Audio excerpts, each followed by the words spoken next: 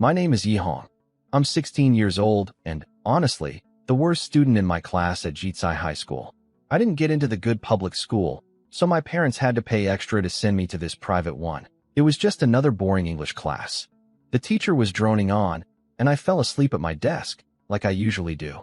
I had this nice dream where I'd gotten into the best school in the county and my parents were proud of me. Then a strange, cold, robotic voice echoed in my head, saying something about a God-level enhancement system binding to me. Before I could figure out what that meant, a piece of chalk hit me right on the head and woke me up. The whole class laughed at me. Even my desk mate, Zhang Xuewei, the prettiest girl in class, looked at me with disgust. Her mom is actually our English teacher, Miss Zhang, and she clearly hates that I sit next to her daughter. Miss Zhang pointed at a translation problem on the board and told me to solve it or copy it 100 times as punishment. The thing is, that problem was from a future chapter, way too hard for any of us. She was setting me up to fail. I walked up to the board, ready to admit I couldn't do it. But then that robotic voice came back. English Ability 1. Every time I looked at a word, I suddenly understood its meaning, like someone had installed a dictionary in my brain. The voice kept going, 1, 1, 1, until my English level jumped to proficient. Everything clicked. I picked up the chalk and wrote out the full translation in less than 10 seconds. I even pointed out a grammar mistake in the textbook itself. Interesting should have been interested in that sentence. Miss Zhang checked the answer key and realized I was right. She turned red and quietly told me to sit back down. The whole class was stunned. I used to be the kid everyone looked down on. Now, walking back to my seat, I felt like they were the ones beneath me. When I sat down, Zhang Xuewei secretly passed me a note. How did you do that? I noticed she had moved a little closer to me, her face slightly flushed. All the guys around us were burning with jealousy. I just smiled to myself. Yesterday, you couldn't be bothered to talk to me. Today, things are very different. After that whole scene in class, I ignored Zhang Xuewei's note and tried talking to the system in my head. Nothing. It wouldn't respond at all, like a silent, antisocial machine. So I decided to test it myself. Right there during English class, I pulled out my math textbook. Everyone around me was shocked. The genius was now reading math in English class. But the moment I opened the book, the system chimed in. Math Ability 1. I went through all my other textbooks one by one, and the same thing happened for every subject.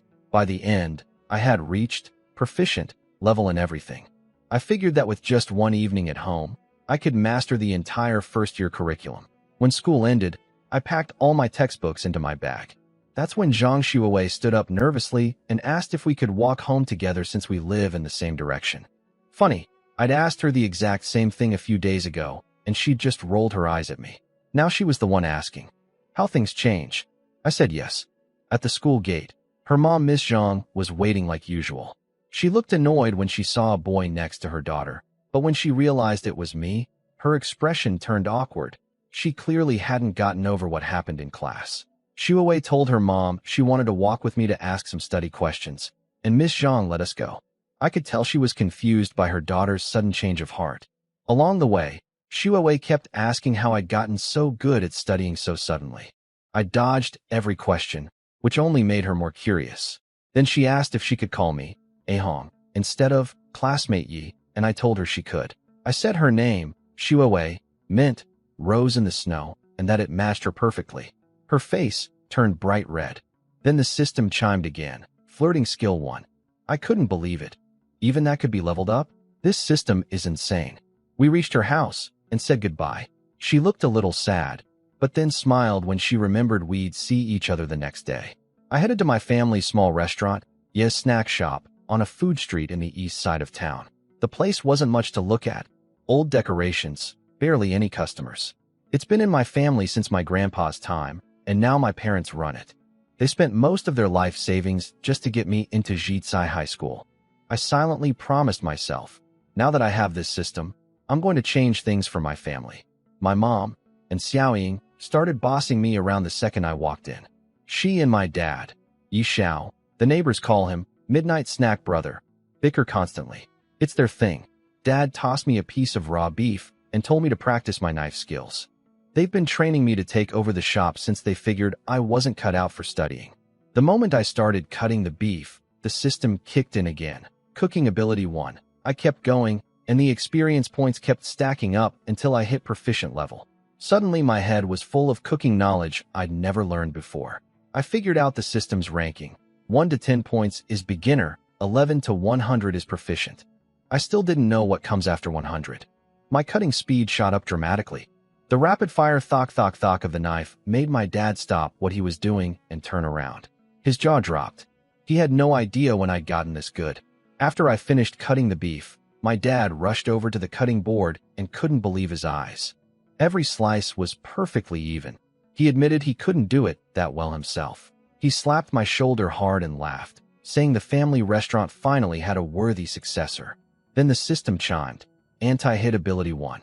Even getting smacked counted? I actually asked my dad to hit me again, but he just told me to stop messing around and cook the beef. Here's where things got interesting. While I was making the beef noodles using our family's old recipe, passed down from my grandpa, something felt off. My brain kept telling me the traditional steps were wrong, and that there were better ways to make the dish taste amazing. I realized my proficient level cooking ability was kicking in. So I started changing things up, swapping ingredients, rearranging the order of steps. The whole process looked completely different from our usual recipe. My mom walked in and caught me in the act. She freaked out, yelling that I was doing everything wrong and threatening to spank me if the customer complained. I told her to relax. The customer would love it. The customer was a tough-looking bald guy with a gold chain. When he took his first bite, he froze.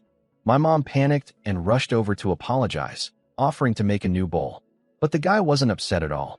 He started devouring the noodles like crazy, slurped down every drop of soup, then slammed the bowl down and shouted, "One more bowl, and pack 6 more to go. I need my buddies to try this." He couldn't believe noodles this good existed and wondered how he'd never noticed our shop before. My mom came back to the kitchen in a daze. She and my dad just stared at me. I shrugged and said I told them so. They watched me make 7 more bowls. I didn't change any ingredients. I just rearranged the order of the seasonings and cooking steps. That alone transformed an ordinary bowl of noodles into something incredible. The system kept going, in the background the whole time. My parents got excited and suggested I skip college and go to cooking school instead. I rolled my eyes. Your son is meant for bigger things. That night, my parents stayed up trying to copy my method, but they couldn't get it right. They used up almost all our soy sauce in the process, then sent me out to buy more. There's a shortcut to the nearest store, a dark alley where troublemakers usually hang out. I'd normally avoid it, but with my system, I felt a lot braver. I decided to take the shortcut. I was halfway through the dark alley when I heard a girl's panicked voice up ahead. Help! Was this really happening? A damsel in distress situation, right in front of me? My blood started pumping, and I jogged deeper into the alley. I saw 3 punks with dyed hair and black tank tops cornering a girl against a wall. She looked about my age, pretty, fair-skinned, wearing a white school uniform. Her name, I'd later learn, was Lee Muya. She was terrified, her voice going hoarse from screaming for help. She'd been working late at a clothing store for triple pay during a big sale, and now she was trapped. The 3 guys were grinning like wolves, pretending they just wanted to have a drink with her. She wasn't buying it. I cleared my throat loudly. All 3 spun around, startled, but when they saw I was just a skinny student, they burst out laughing. "Go home and do your homework, kid," they mocked. Lee Muya's brief flicker of hope died instantly. She figured she was done for. But I had my system. I stood my ground and told them to get lost. That wiped the smiles off their faces. They reached behind their backs and pulled out 3 fruit knives, blades glinting in the dim light. Oh crap. I'd been planning to stall and maybe unlock some new abilities through the system. I didn't expect them to have weapons. I talked too big. I backed up fast. They charged at me, knives flashing. I looked around desperately for something to defend myself with, but all I could find were some scattered pebbles and litter on the ground. Whatever. I grabbed a stone and hurled it at them with everything I had. Ding. Throwing ability 1. Current level. Beginner. The stone sailed right through the gap between them without hitting anyone. Their charge didn't slow down at all. But instead of panicking, I actually started to relax. A sly grin crept across my face. This could work. Eat another stone, I yelled, dodging around the alley while chucking pebbles at the 3 knife-wielding punks. At first, my throws were all over the place. The few stones that actually hit them barely stung. It just made them angrier. But I kept throwing, and the system kept counting. 1, 1, 1. Everything changed on the 11th stone. Ding. Throwing ability. Proficient level. That familiar rush of knowledge flooded my brain. I suddenly knew my next throw would hit exactly where I wanted. I flicked my wrist like I was launching a dart. The stone shot out twice as fast as before, whistling through the air, and smashed right into one punk's eye. He screamed and collapsed, blood seeping through his fingers as he clutched his face. One down. The other two were furious. 3 against 1, and they'd already lost a guy to some kid with pebbles. They charged at me with everything they had. But I wasn't the same person I'd been 2 minutes ago. No need to run anymore. I smiled, and 2 stones flew from my hands like lightning. 2 more screams echoed through the alley. Both guys crumpled to the ground, hands clutching between their legs, faces twisted in agony. I'd aimed for the most painful spot a man can be hit. Ding. Critical hit on a vital area. Throwing ability 5. In less than 2 minutes, all 3 were rolling on the ground, completely finished. Over in the corner, the girl was frozen, her mouth hanging open in a cute little, oh, shape. She'd forgotten to run. She just stared at me like I was glowing or something. As for me, I was riding a wave of excitement. I'd always been the timid kid, the type who swallowed his feelings when someone bullied him. This was the first time in my life I'd ever fought back and won. It felt amazing. Then the system chimed again. Ding. Rescued a girl. Her affection toward you has increased. Flirting skill 5. That snapped me out of my victory high. I walked over to the girl and got my first real look at her up close. She was stunning. Up close, this girl was even prettier than I'd thought. Fair skin, delicate features, and a pure, girl next door kind of vibe. It made me angry that those 3 creeps had almost hurt her. She was studying me too. I reached out my hand to help her up from the ground. Are you okay? I'm fine. Thank you so much, she said softly, taking my hand. Her name was Lee Muya, though I didn't know that yet. She told me she came from a poor family and worked part-time at a clothing store after school. Tonight the store had a big sale, so she'd stayed late. She took this alley as a shortcut to get home faster. Bad luck led her straight to those 3 punks. If I hadn't shown up, she didn't want to think about what would have happened. When our hands touched, we both kind of froze. Her hand was incredibly soft. She blushed and pulled away after standing up, and I felt a small pang of disappointment. She looked at the 3 guys still groaning on the ground and asked what we should do with them. I grinned and told her to leave it to me. I grabbed a handful of pebbles and walked toward them. The second they saw the stones in my hand, they panicked. Don't come closer. We'll call the police. Seriously? They were going to call the police on me. I crouched down in front of them, cold-faced, and told them that if I ever caught them hanging around this alley again, they'd regret it. Then I flung the pebbles at the wall behind them. Every single stone embedded itself in the concrete, spelling out the Chinese character for death. They nearly lost it. All 3 started crying and begging, swearing they'd never come back. I added one more condition: leave this girl alone. They agreed instantly, then scrambled to their feet and limped out of the alley as fast as they could. Then I glanced at my watch and panicked. The store was about to close, and I still needed to buy soy sauce. Gotta go. See you around, I called out, already jogging away. Behind me, I heard her shout, Hey, you didn't tell me your name, but I was already gone. What I didn't know was that she'd noticed my school uniform. She recognized it as Jitsai High School's, the same school she attended. I'll find him, she told herself, smiling like a flower blooming in the night. I barely made it to the store before it closed at 11. Standing outside in the cold wind with a bottle of soy sauce, I suddenly smacked my forehead. I'd forgotten to ask that girl for her name or contact info. What an idiot. I really hoped I'd get another chance to see her. Back at home, we live on the 2nd floor above our restaurant. I couldn't sleep. I was way too excited. My room is tiny, less than 10 square meters. I used to share it with my younger sister on bunk beds, but she's at a boarding school now, so I have it to myself. I kept flipping between the top bunk and bottom bunk, grinning like a fool one moment, then grabbing textbooks the next to keep farming experience points. The system chimed, 1, over and over. But mixed in with the excitement, I started thinking seriously. Why did the system choose someone as ordinary as me? I decided not to overthink it. A gift is a gift. What I needed to focus on was using the system to improve life for me and my family. And for that, I needed money. A lot of it.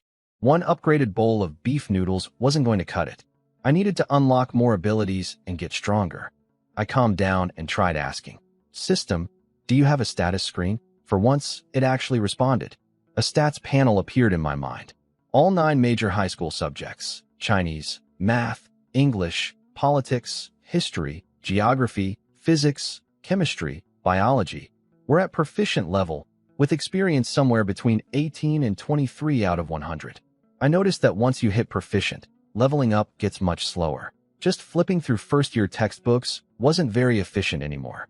I need to get my hands on second and third-year books for more experience. Beyond academics, I also had proficient-level cooking and throwing abilities, plus beginner-level anti-hit resistance and flirting skill. I sat on my bed, quietly planning how to level everything up. Then, from my parents' room next door, I heard their bed creaking in a very adult way. Annoying as always. I grabbed some paper, rolled it into balls, and stuffed them in my ears. Ding. Ear perception trained. Hearing 1. Level, beginner, great. Now I could hear them even more clearly. I need to move out. The next morning, I showed up to class with dark circles under my eyes. Thanks to my parents' nighttime activities, I'd barely slept. When I dragged myself through the back door of the classroom, I noticed something unusual. Zhang Xuewei, who was normally cold and distant, was sitting at her desk eagerly watching the door, holding something in her hands. The whole class was buzzing with gossip, wondering who she was waiting for. Turns out, she was waiting for me. The second she saw me, her eyes lit up and she jumped out of her seat so fast she almost tripped. "Ehong, I brought you an apple. They say eating one a day is good for your health." She held it out to me with both hands like she was presenting a treasure. "Oh, thanks." I mumbled, took the apple, dropped my bag on the desk, and face-planted straight down. I was too exhausted to talk. Funny thing, I couldn't sleep at all at home, but the moment I hit that school desk, I was out cold. School really is the best place for napping. Xuewei wasn't even mad. She sat beside me quietly, careful not to make noise. She probably thought I'd been up all night studying. If only she knew the real reason. Meanwhile, the class gossip machine went into overdrive. Everyone figured out that the person Xuewei had been waiting for was me, the former class loser. People were outraged. "A flower stuck in cow dung," someone muttered. Others complained that all I could do was show off some English skills. There was one person more furious than the rest. Qin Long, the so-called class hunk. He sat by the window, dyed blonde hair, ear studs, tall, and strong build with that bad boy look girls go crazy for. He'd had his eye on Xuewei, and seeing her fawn over me made his face twist with rage. In his mind, losing to someone impressive would have been bearable. But losing to me, average looks, ordinary family, no reputation except one flashy English answer, was unacceptable. He quietly swore he'd steal Xuewei away and make me pay. I had no idea any of this was happening. I was fast asleep, completely unaware that Xuewei's attention had just made me an enemy. I didn't even hear the bell ring for first period, which happened to be taught by our homeroom teacher. Our homeroom teacher, Mr. Yang Daoshen, is a 50-something math teacher who's basically counting down the days to retirement. He's mostly bald, covered in wrinkles, and teaches in such a boring, old-fashioned way that even the best students struggle to stay awake. He usually ignores small stuff. Qin Long's dyed hair, the chubby kids' comic books, and yes, me sleeping in class. So when he started his lesson on functions, I was already out cold. I would have slept through the whole thing peacefully if it weren't for Qin Long. Right in the middle of class, Qin Long stood up and raised his hand. "Mr. Yang, I'd like to report that Yihong sleeps every day and it's affecting my studies." Everyone nearly laughed. Qin Long, the guy who never studies and only chases girls, claiming someone else was hurting his grades? But nobody stopped him because they could all smell what this was really about. He was jealous. Then he showed his true colors. "I suggest you move Xuewei away from Yihong's desk." That set off whistles and teasing across the room. Some kids had already been calling Qin Long and Xuewei the golden couple of our class. People started saying they were a better match, that Qin Long was way more handsome than me. Mr. Yang walked over and banged on my desk to wake me up. I opened my eyes groggily and mumbled, "What's up, teacher? Want me to solve a problem?" The class went quiet. They remembered what happened yesterday in English class. But they told themselves there was no way I could be good at math too. Mr. Yang looked disappointed. He'd heard about my English performance and thought I was turning things around. Seeing me asleep again, He said coldly, "Pay attention. Don't let me catch you sleeping again, okay?" I said, not really meaning it. I'd already mastered the entire semester's material. Why would I need his lecture? The second he turned around, I put my head back down and fell asleep. My snoring even had a nice rhythm to it. Shuawei couldn't help but laugh. She'd never seen anyone disrespect a teacher so casually. Her smile was beautiful. Several guys nearby practically drooled. And that made Qin Long even more furious. He snapped. He stormed over to my seat, grabbed me by the collar, and lifted me right off my chair. The guy is over 180 centimeters tall and strong. He held me up like I was a chicken. "Get away from this seat, you loser," he shouted. A bunch of guys cheered him on. "Nice one. We support you, class hunk." Shuawei yelled at him to stop, but her obvious concern for me only made Qin Long grip harder. I was seriously annoyed. All I wanted was some sleep, and I kept getting woken up.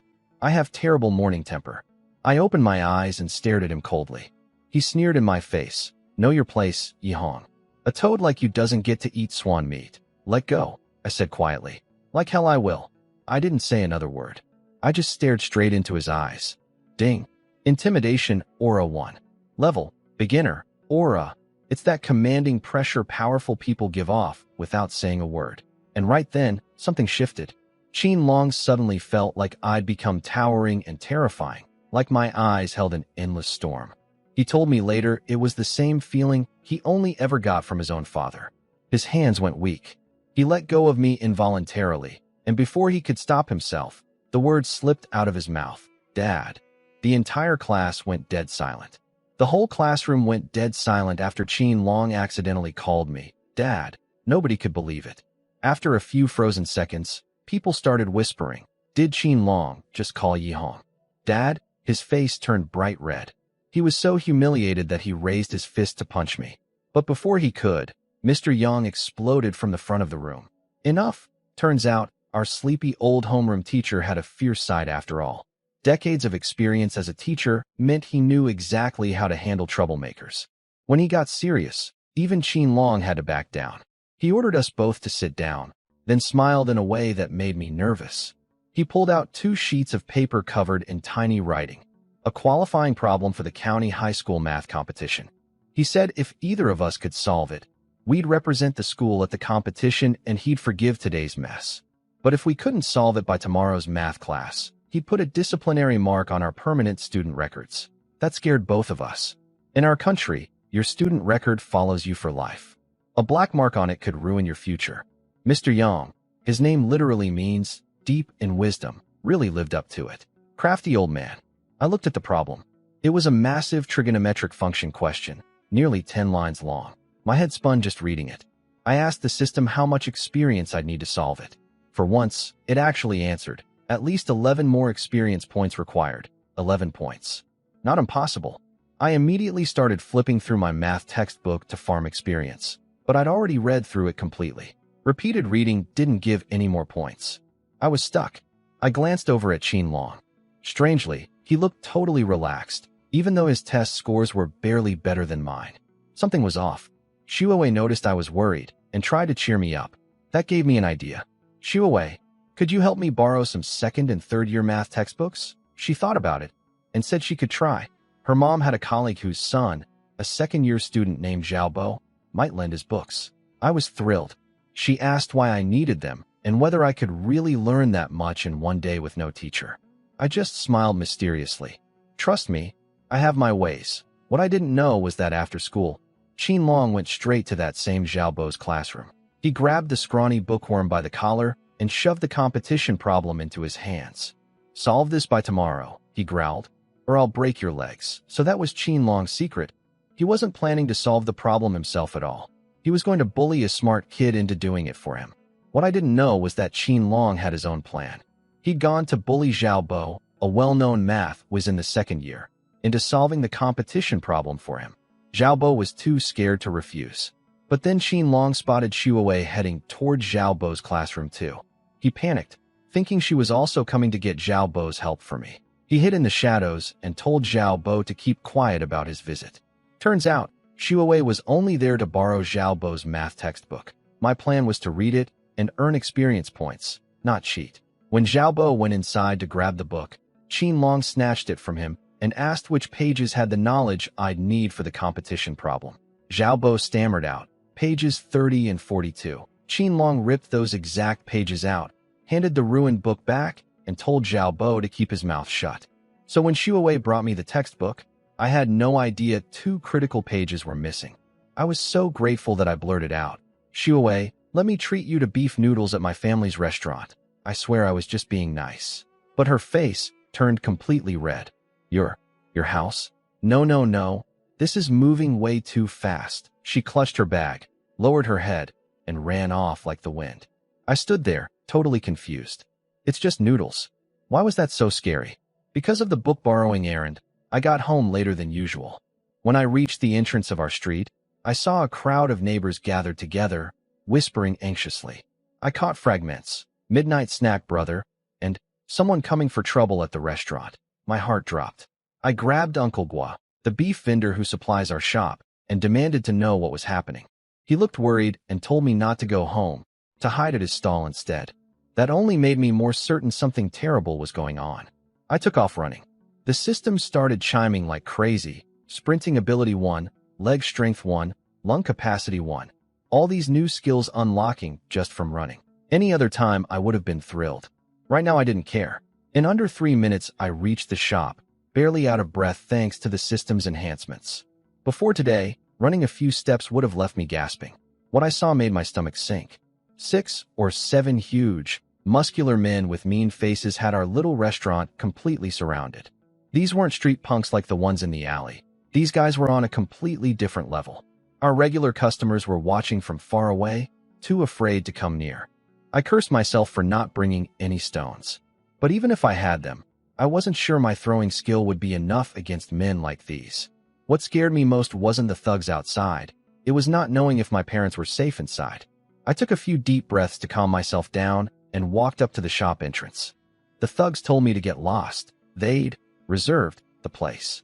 I told them I was the owner's son, and they grudgingly let me through. Inside, things weren't what I expected. Nobody was hurt. A big bald guy was slamming his fist on the table, yelling at my parents because they couldn't make that beef noodle from yesterday. I recognized him. He was the gold chain customer who'd ordered 7 bowls the night before. My parents were bowing and apologizing, explaining that only their son knew the recipe. The bald guy didn't believe a kid could cook like that. He declared that nobody was leaving until they got their noodles. His men outside echoed him, and my mom and dad were shaking. When they spotted me at the door, my parents rushed over like I was their savior. "My darling son is back. He'll make the noodles right away." But seeing how scared my parents were made me furious. I looked at the bald guy coldly and said, "So what if I made it? What are you going to do about it?" My parents nearly fainted. His men cracked their knuckles and started threatening me. But the bald guy, turns out he's called Brother Biao, a notorious tough guy in our county, silenced them all with one shout. Then he actually put on a friendly smile and begged me, "Little brother, don't mind them. We're starving. Please, just go make the noodles." His men couldn't believe their boss was being this humble to a high schooler. My parents tried to push me toward the kitchen, but I wasn't done being angry.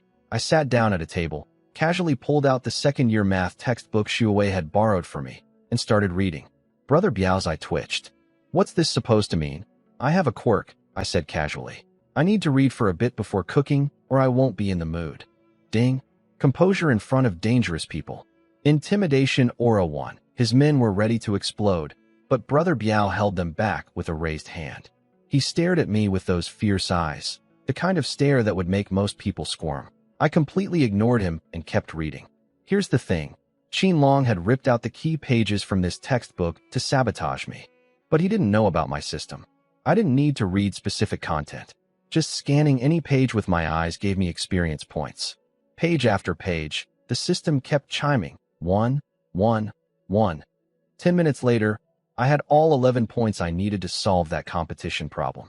Meanwhile, a group of terrifying gangsters had just stood there watching a teenager read a math book for 10 solid minutes without saying a word. Their eyes looked like they wanted to eat me alive. I stretched, put the book down, and smiled. "Sorry for the wait, gentlemen. Let me get cooking." I strolled into the kitchen humming a tune. My parents scrambled in after me. "Are you trying to give us a heart attack?" My mom whispered frantically. Do you know who that is? That's Brother Biao, the most dangerous man in the county. I heard he's killed people and been to prison. I kept cooking without turning around. I don't care if he's Brother Biao or Grandpa Biao. He scared you guys, and maybe you can swallow that, but your son can't. I could tell my parents were touched. Their boy was finally growing up. But they also slapped their hands over my mouth. Keep your voice down, you idiot. While I was cooking, my skills leveled up again. I added a new seasoning on instinct, tasted the broth, and smiled. Even better than yesterday. When I brought the noodles out, those tough guys devoured them and couldn't stop praising the food. They said even the best noodle shop in the county couldn't compare. After the meal, the bald leader waved me over for a chat. His real name was Kong de Biao, Brother Biao. He handed me a fancy gold-trimmed business card. It said, Biao Brothers Studio, CEO, on the back. Main services, capital recovery operations, body part adjustment services. I almost laughed. Fancy words for debt collection and beating people up for hire. He told me his operation was connected to a big corporation in the city that also ran hotels. He offered to recommend me as head chef, said I'd earn 100 or even 1,000 times more than our little shop made. I was tempted for about 1 second, then turned him down. I want money, but I don't want to get mixed up with people like him. I told him my main focus was still school. He sighed but respected my answer. The group stayed until nearly 10, drinking beer and having a good time before finally leaving. After they left, I gave my parents some business advice. Add a special item to the menu called Supreme Beef Noodles, my recipe, but only sell it on weekends. That way we'd avoid gangsters camping out in our shop every day, and the limited availability would make it more valuable. Most importantly, I wouldn't have to cook every single night. Late that night, my parents peeked in and saw me studying at my desk. They smiled at each other, thinking their rebellious son had finally grown up. What I was actually doing was solving the competition problem. System, solve this problem for me. Ding. Answer delivered to host's brain. Trigonometric formulas and solving methods flooded my mind. I wrote out the full solution step by step, put down my pen, and went to sleep satisfied. The next day in math class, the tension was thick. Nobody was paying attention to Mr. Yang's lesson. All eyes were on me and Qin Long. Time's up. Who goes first, Mr. Yang asked. Qin Long strutted to the front with total confidence, looking cool and relaxed. Girls swooned. Shuawei nervously glanced at me, but I was half asleep as usual. She had no idea I was just exhausted from another noisy night courtesy of my parents. Mr. Yang examined Qin Long's answer and nodded approvingly. Clear steps, smooth logic. The approach is a bit conservative, but correct. You pass. Qin Long smirked and sat down, looking at me like he'd already won. The class started buzzing. People figured I was doomed and about to get a disciplinary mark on my record. Yi Hong, your turn. I rubbed my tired eyes, reached into my bag, and pulled out a thick stack of paper, at least 10 pages. When I handed it to Mr. Yang, the class erupted in snickers. He's given up. He probably just copied random stuff from textbooks to fool the teacher. This is going to be hilarious. Mr. Yang's expression turned cold as he stared at the pile of papers in his hand. Yi Hong, what is the meaning of this, Mr. Yang? Just open it and look, I said with a yawn. Qin Long sneered from his seat, saying the standard answer was only about 10 lines, so my thick stack of papers had to be nonsense. He urged Mr. Yang to just punish me already. Mr. Yang said nothing. He started reading my papers one by one, his face completely unreadable. But students in the front row noticed his hands were trembling. Finally, he looked up and asked seriously, Yi Hong, did you write all of this yourself? I nodded. He had one question. If I was this talented, why had my entrance exam been so terrible? I'd already prepared an answer for this. That test didn't seem important, I shrugged. So I just scribbled whatever. Then Mr. Yang announced that both Qin Long and I would represent the class at the county math competition. The class applauded. Shuawei clapped until her hands turned red. Qin Long jumped up in disbelief. Impossible. Did you get someone to do it for you too? I caught that word, too, and smiled. Interesting choice of words, Qin Long. Are you saying your answer was done by someone else? His face froze. With Mr. Yang's cold eyes on him, he decided to go all in. Fine. Yes, I had Zhao Bo from second year do it for me. The class gasped. Then he pointed at me furiously. But I know you borrowed Zhao Bo's textbook, and I ripped out the key pages. How could you possibly have solved it? Shuawei went pale with anger. Qin Long, You're despicable. I'd already noticed the missing pages, but hadn't known it was him. Without the system, his sabotage might have actually worked. I just smiled mysteriously. Who told you I used second-year knowledge to solve this, mister? Yang held up my papers, his voice ice cold. Yihong's answer contains not one, but 5 different solutions. 3 use third-year methods, and 2 use university-level mathematics. The entire class went silent with shock. The kid they'd been mocking as the class dunce had just produced college-level math solutions. Mr. Yang stripped Qin Long of his competition spot on the grounds of cheating. Qin Long looked like he was losing his mind. Then why did you even borrow the textbook if you're so smart? I picked my nose casually.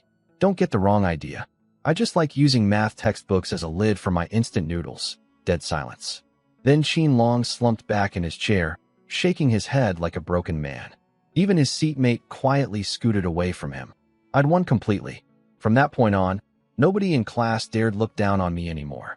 During every break between classes, my desk became the most popular spot in the room.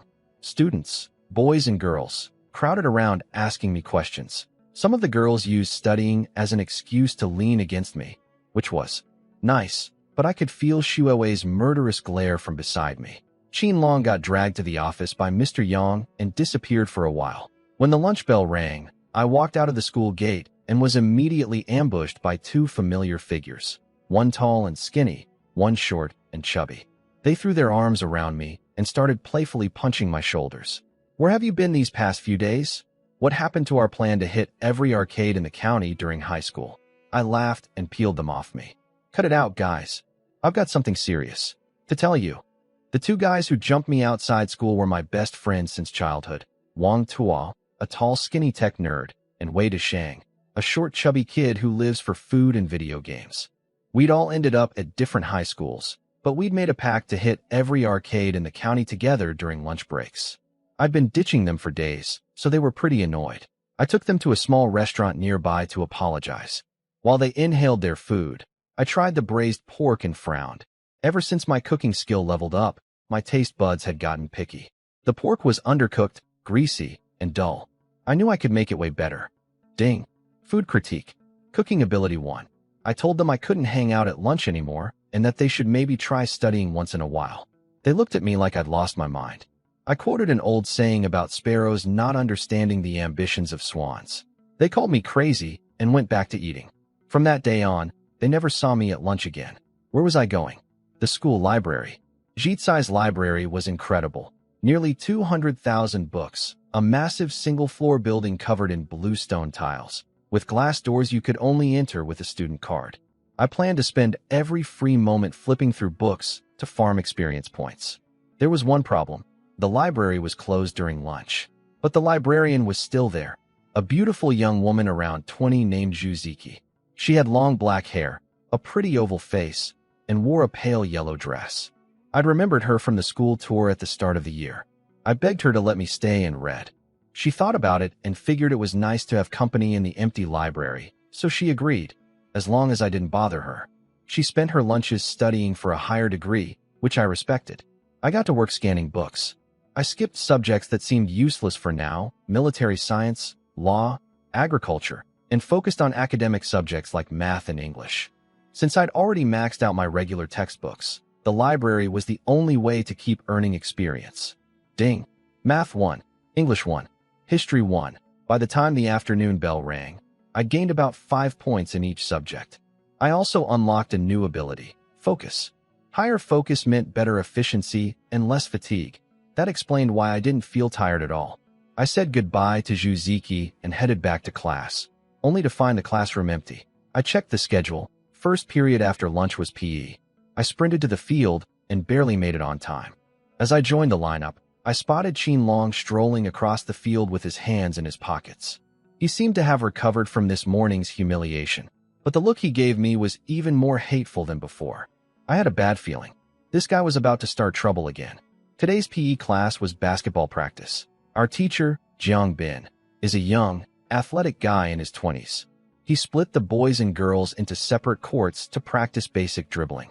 I had zero interest in basketball. I dribbled a couple of times, then snuck off to a tree by the side of the field and closed my eyes to rest. Ding. Rest and recovery. Energy 1. Level. Beginner. Even napping counted as leveling up. I accidentally fell asleep under the warm autumn sun. Over on the girls' court, Shuoei apparently couldn't focus at all. Her friends teased her about her little boyfriend and told her to go find me while they covered for her. She jogged over to my tree, face red and sweaty from exercise. When I opened my eyes, her flushed face was hovering above me, and I caught a faint sweet scent. She really was beautiful. She shyly handed me a bottle of water. I thought it was hers and opened it for her, but she whispered it was for me. I thanked her and drank. She beamed and promised to bring me something every day. We smiled at each other, one of those nice, awkward teenage moments. But someone was watching. Qin Long. He snatched a basketball from another kid, started dribbling across the court, and when he got close enough, accidentally, launched the ball straight at me with full force. "Die, Yi Hong," he screamed in his head. My enhanced hearing picked up something flying toward us. I saw the ball growing bigger in the corner of my eye. Ding. Reaction speed 1. I stepped in front of Shuoei and punched the incoming ball away. Ding. Punching power 1. My fist stung like crazy, skin scraped raw, but at least it didn't hit us. Shuoei panicked when she realized what happened and grabbed my hand, fretting over the broken skin. Qin Long shrugged innocently. Oops, the ball just slipped. Did I scare the big genius? Shuoei was shaking with fury. That was attempted murder. Coach Jiang came over to see what was going on. Qin Long, sounding perfectly reasonable, claimed that I had been begging to challenge him to a basketball match, but he'd been too polite to accept, and now I was getting upset about it. It was a clever trap. If I denied it, I'd look like a coward in front of everyone, especially Shuoei. If I accepted, Qin Long could humiliate me at his best sport. He'd finally learned to play to his strengths. Too bad for him. I wasn't afraid. "That's right, coach," I said calmly. "I heard Qin Long is great at shooting, and I'd like to have a little contest." Qin Long blinked. He'd planned a one-on-one dribbling match where his size would crush me, but a shooting contest worked too. He'd played basketball his whole life and figured no one in the entire first-year class could beat him. Coach Jiang, being young and loving a good show, dragged us both onto the court and called the whole class over to watch. Within seconds, every kid in Class 18 had crowded around the court. The rules were simple. Stand at the free throw line, shoot 5 balls each. Whoever makes more wins. Qin Long started warming up while I just stood there like a total beginner. Everyone was already predicting his victory. He'd been a sports star his whole life, and even the school basketball team had tried to recruit him. Looking at us side by side, he was clearly bigger and stronger. The only person cheering for me was Shuoei. "Hey Hong, you can do it," Qin Long smirked. "Weaklings go first." I tossed his own words back at him. "You go ahead. I don't want to crush your confidence before you even get a turn." Coach Jiang secretly gave me a thumbs up for that one. Qin Long went first, showing off with fancy dribbling that made the girls swoon. He sank 4 out of 5 shots, 80% accuracy. Pretty impressive, honestly. He threw the ball at me with a cocky grin. "Even if you miss all 5, nobody will laugh. That's just your real level." I picked up the ball, weighed it in my hands, and held it above my head in a weird position. "What kind of amateur form is that?" People laughed. Even Coach Jiang shook his head. But in my mind, the system was already working. Proficient level throwing ability activated. Detecting target, basket. Calculating ball weight. Wind direction. Wrist force. Angle. I released. Swish. Nothing but net. A perfect shot that didn't touch anything except the net passing through. Dead silence. Then confused whispers. "Did that just happen?" Second ball. Same result. Another flawless swish. The crowd erupted. 2 consecutive perfect shots was no fluke. I clearly knew what I was doing. My throwing ability from all those pebbles in the alley translated perfectly to basketball. But I was getting bored at the free throw line. "This is too easy," I told Coach Jiang. "Mind if I shoot from farther back?" I stepped beyond the free throw line and nailed my 3rd shot. Another swish. People jumped to their feet. Students from other classes started crowding around to see what the commotion was about. For the last 2 balls, I decided to end things with style. I asked Coach Jiang to toss me an extra ball, then walked all the way back to the 3-point line. I turned around so my back faced the basket. Then I closed my eyes. I held 1 ball in each hand, arms stretched out to my sides. "He's going for a blind, backwards, double 3-pointer," someone screamed. I flicked both wrists. The two balls sailed through the air one after the other and dropped cleanly through the hoop. Both perfect swishes. 5 for 5, all nothing but net. The last two from the three-point line, backwards, with my eyes closed. The entire field exploded. Cheering, clapping, whistling. Kids from every class were on their feet. Some guy who'd been scoffing about, just some kid shooting baskets, stood frozen with his jaw hanging open, his own basketball rolling away on the ground unnoticed.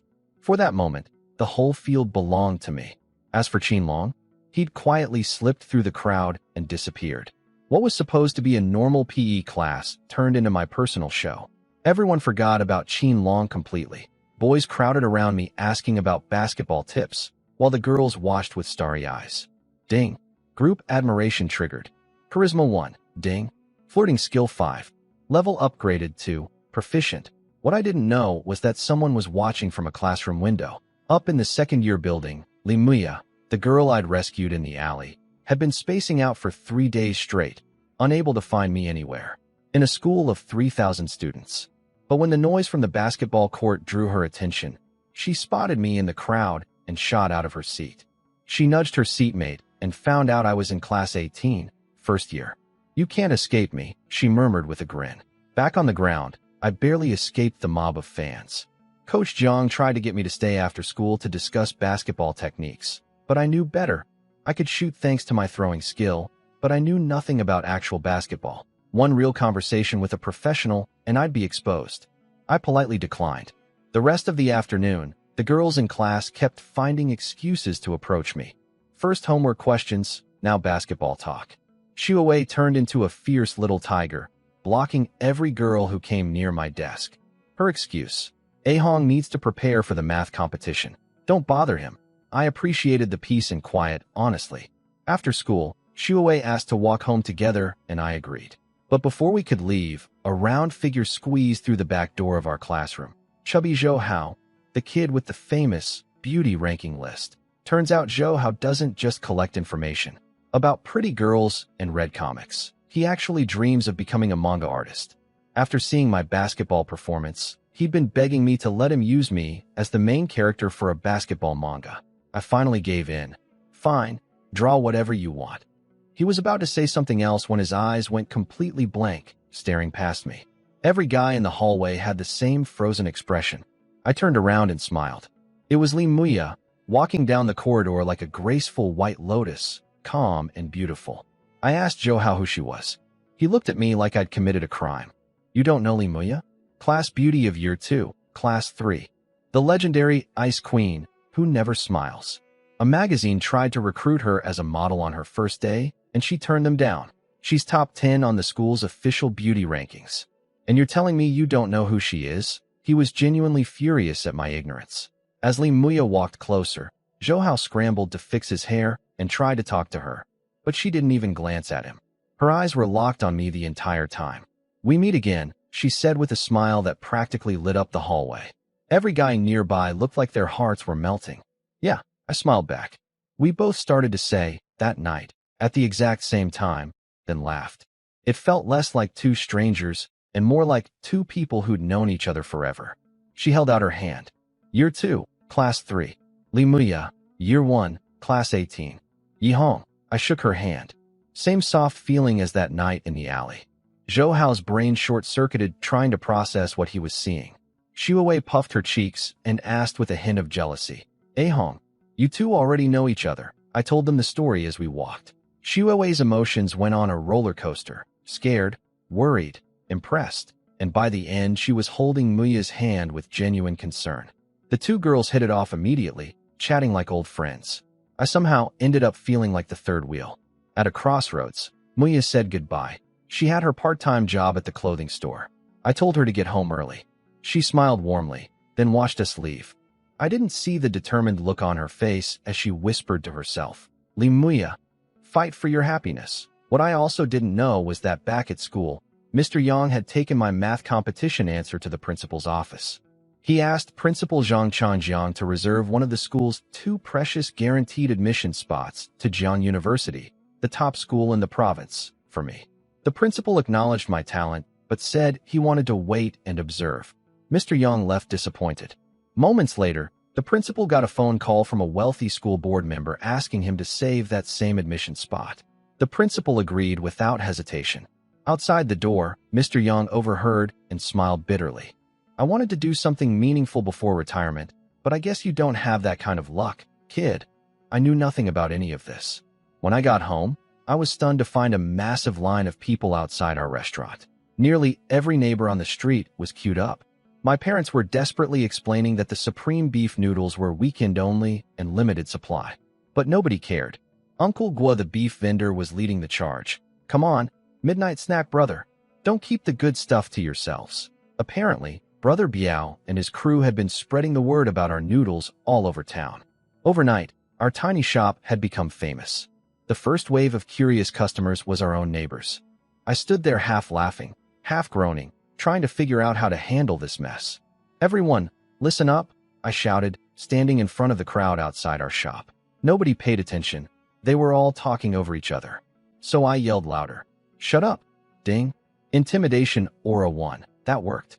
I explained that the supreme beef noodles required complicated ingredients and preparation, so we could only serve them on weekends. I asked for their understanding. The truth was, even though I'd taught my parents every step, their version just didn't taste as good as mine. Must be the system's proficient cooking bonus. My dad proudly told everyone that I was the inventor of the dish. That caused a stir. Uncle Gui gave me a thumbs up. Old Ma from the pastry shop across the street smacked his son Xiao Ma on the head, comparing him unfavorably to me. Xiao Ma just scowled and walked off muttering, "Big deal. It's just noodles. Something about that guy always rubbed me the wrong way.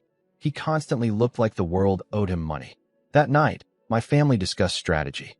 Weekends would be great for business, but Monday through Friday our regular food couldn't compete.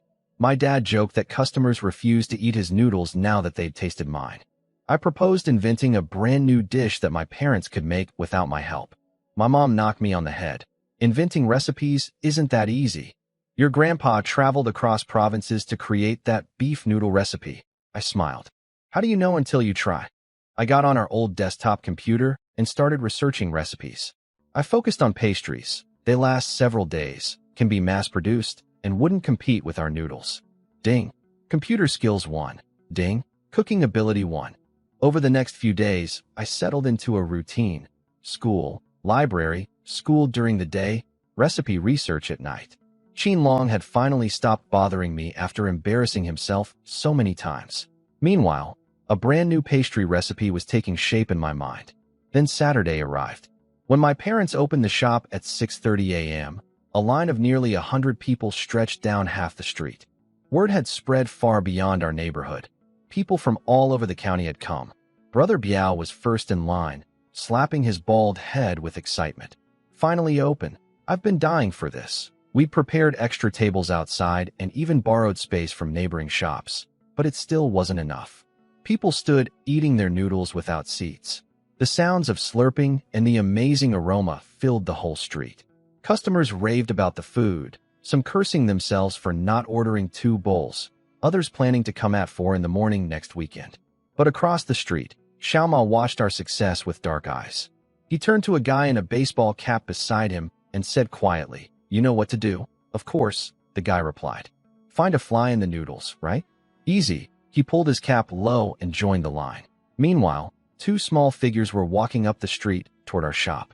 2 beautiful figures showed up at our shop that morning. Shuawei in a pale yellow dress and Muya in a white t-shirt and jeans. They'd volunteered to help out. My parents were stunned when these 2 pretty girls walked right past the line and said they were here to work. When I popped my head out of the kitchen to introduce them as my classmates, my mom and dad exchanged confused looks. Is our son dating? Wait. 2 of them at once. Having them help made a huge difference. Plus, 2 gorgeous girls serving customers attracted even more people, especially guys. The line outside actually grew longer instead of shorter. Then disaster. We ran out of beef. My dad announced that we were sold out. A guy in a baseball cap started making a scene, complaining loudly and stirring up the crowd. But before things got ugly, one of Brother Biao's men stepped out of a nearby alley, shoved the troublemaker aside, and told him to get lost. He quietly explained to me that Brother Biao felt bad about scaring my parents before, so he'd posted a guard nearby to keep troublemakers away. Turns out the cap guy was a hired agitator. I watched him run off and made a mental note of it. We closed before noon. I estimated we'd made around 3,000 yuan just that morning from 10 yuan bowls. I brought out 2 special large bowls with extra beef and fried eggs for Shuawei and Muya. They teased me while eating, saying it was unfair that I was good at studying, sports, and cooking. The 3 of us had a nice, warm time together. After the girls left, my parents started debating which one would make a better future daughter-in-law. Mom preferred Shuawei's warm personality. Dad liked Muya's cool elegance. I ignored them both. Upstairs, I had a blueprint on my desk, a pastry recipe I'd been designing. I needed to buy ingredients and start experimenting. Before heading out, I washed my face. Ding. Appearance 1. A pimple that had been forming on my forehead vanished instantly. I discovered this trick a few days ago. The system could even fix acne. I took a shower to get rid of the kitchen smell, put on a casual shirt, and used my dad's hair gel. Ding. Outfit coordination. Charisma 1. Ding. Hairstyling. Charisma 1. I grabbed some money from the shop and headed out to Manhwa Market, the biggest market in the county, to buy everything I needed for my new pastry recipe.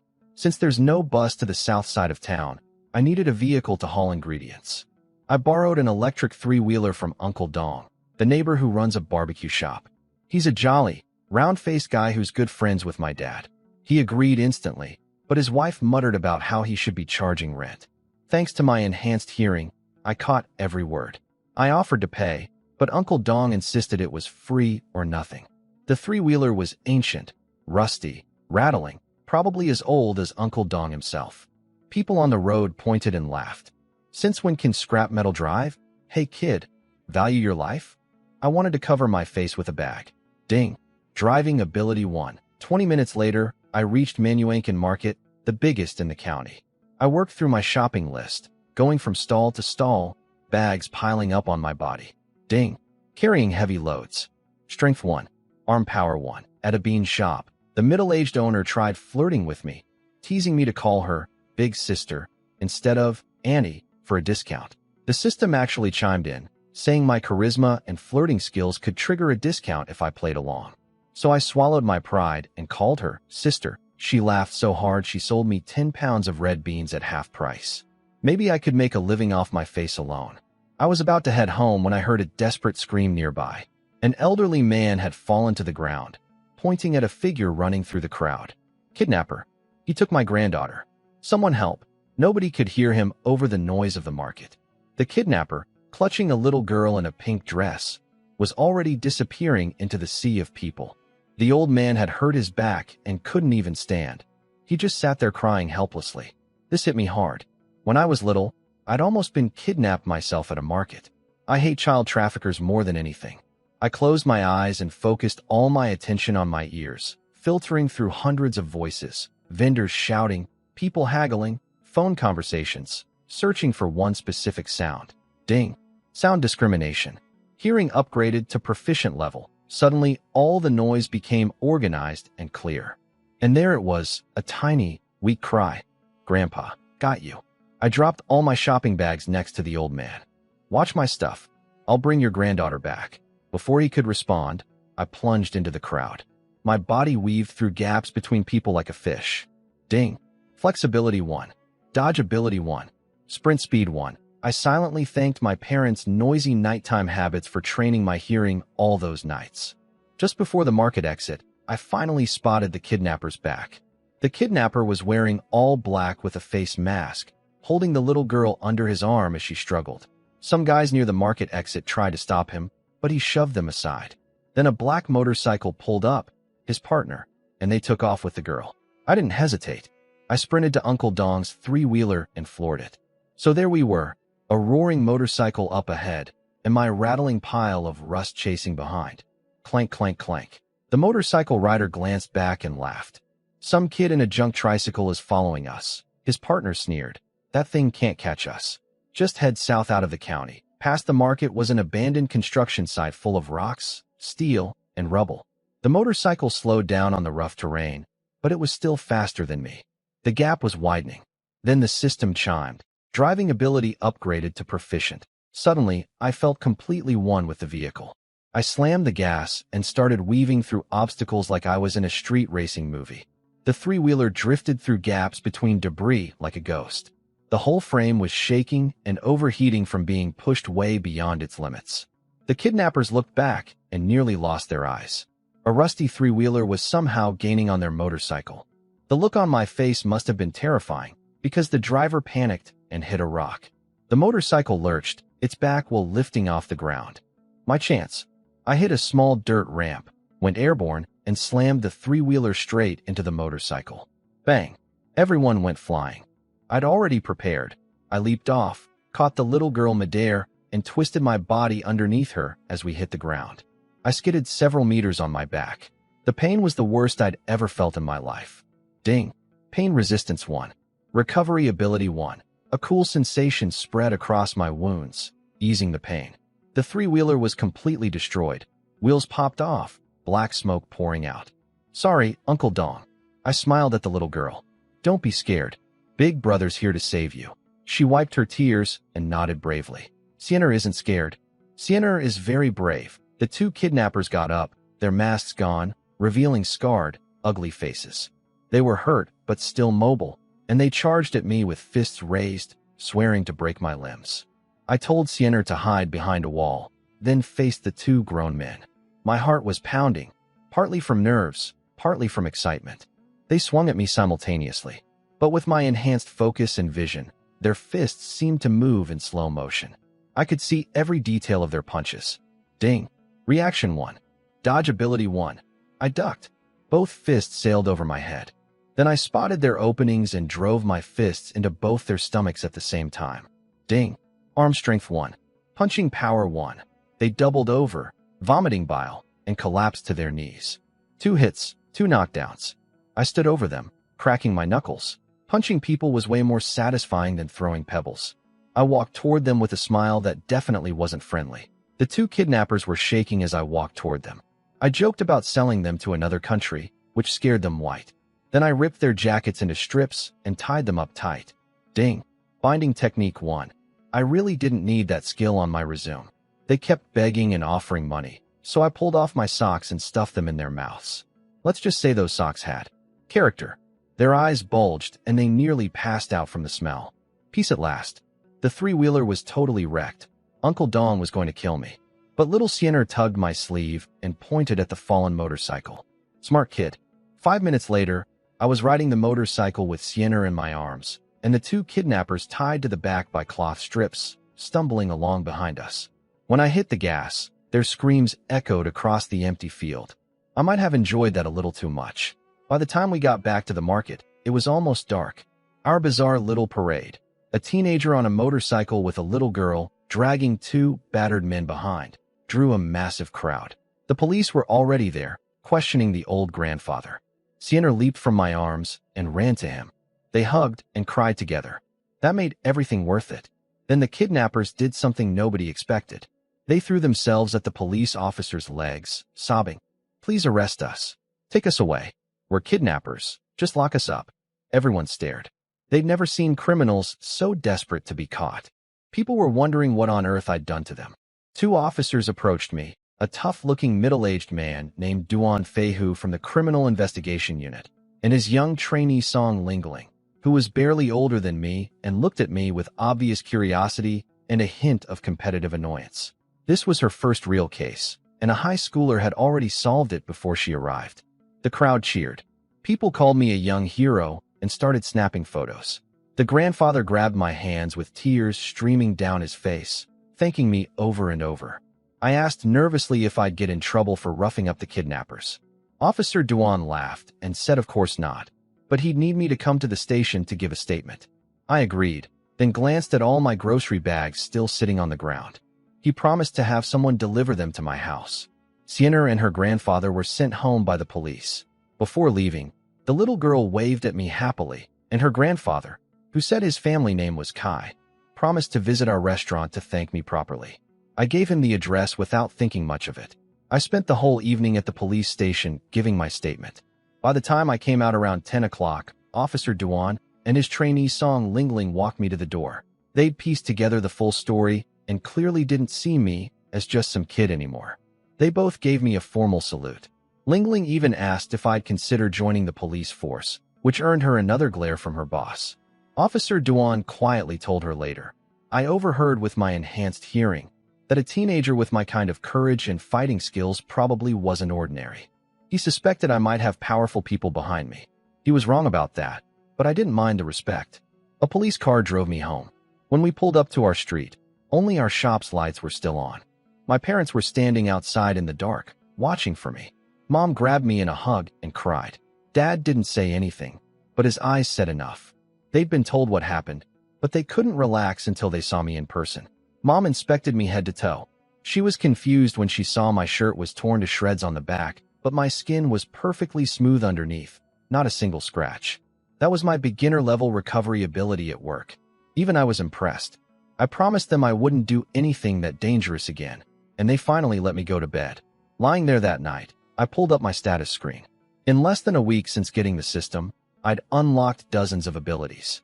Over 10 had reached proficient level, all my school subjects, cooking, flirting, driving, and hearing. Each proficient level skill had shown a dramatic quality jump.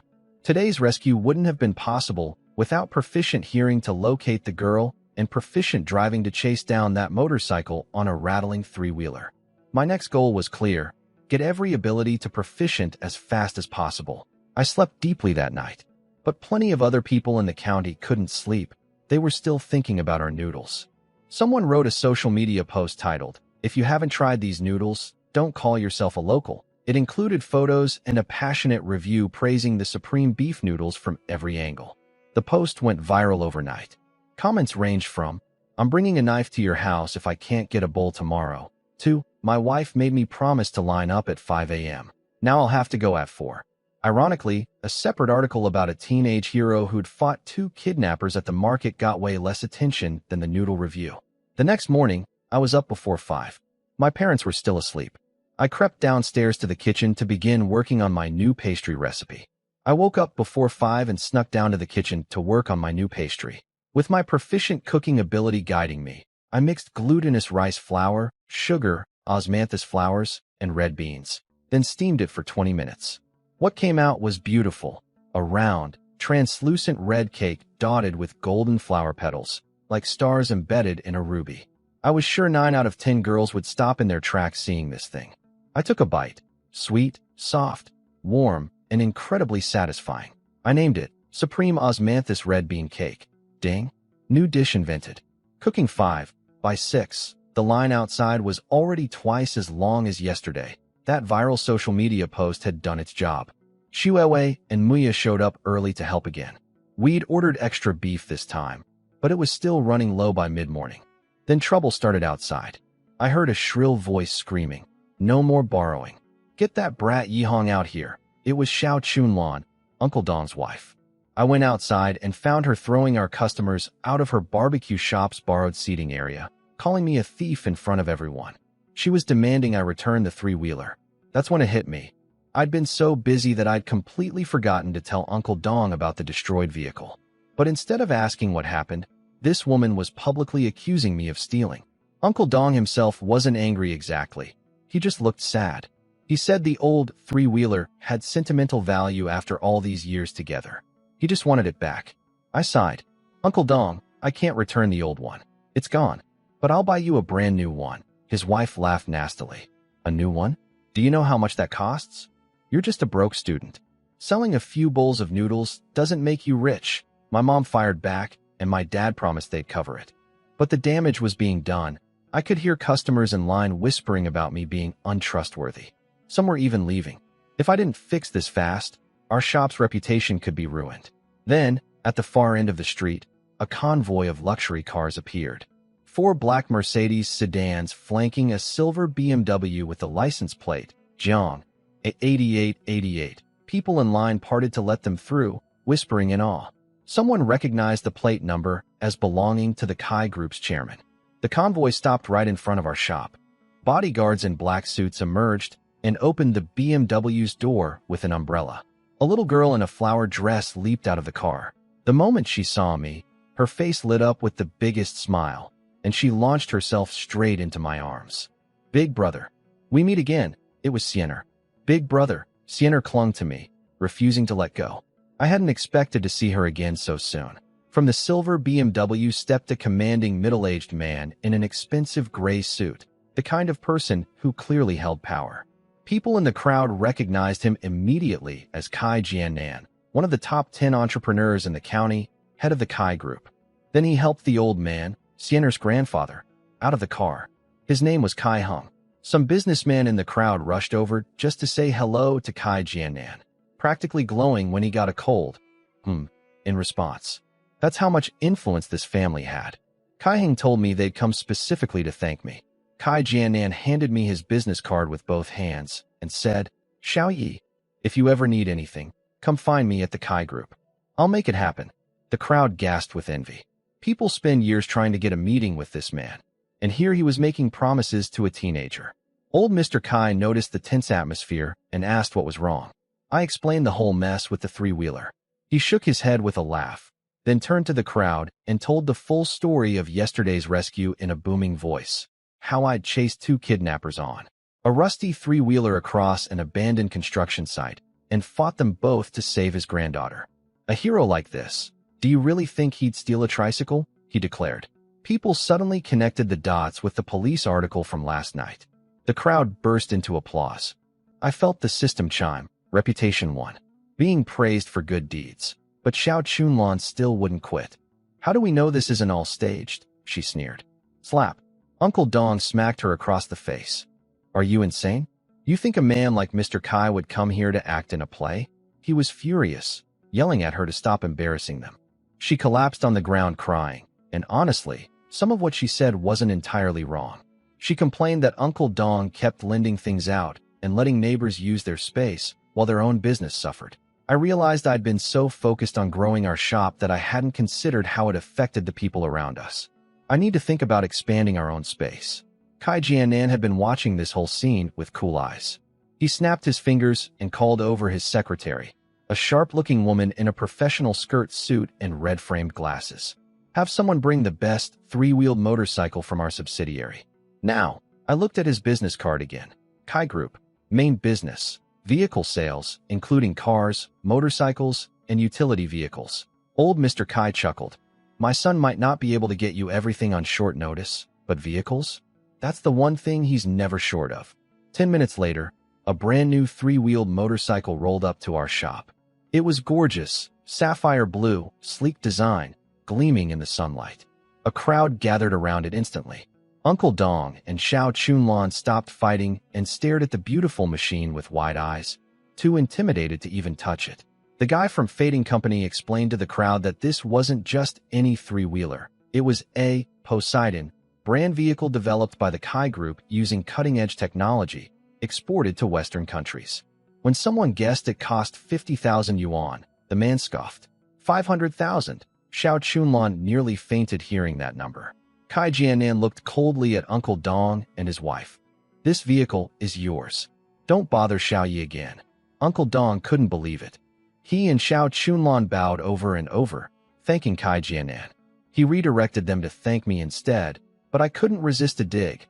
I don't deserve your thanks. After all, I'm just a broke student. They remembered Xiao Chunlan's earlier insults and could only smile awkwardly. After the drama, I lost my appetite for selling noodles and closed shop early despite the groans from customers still in line.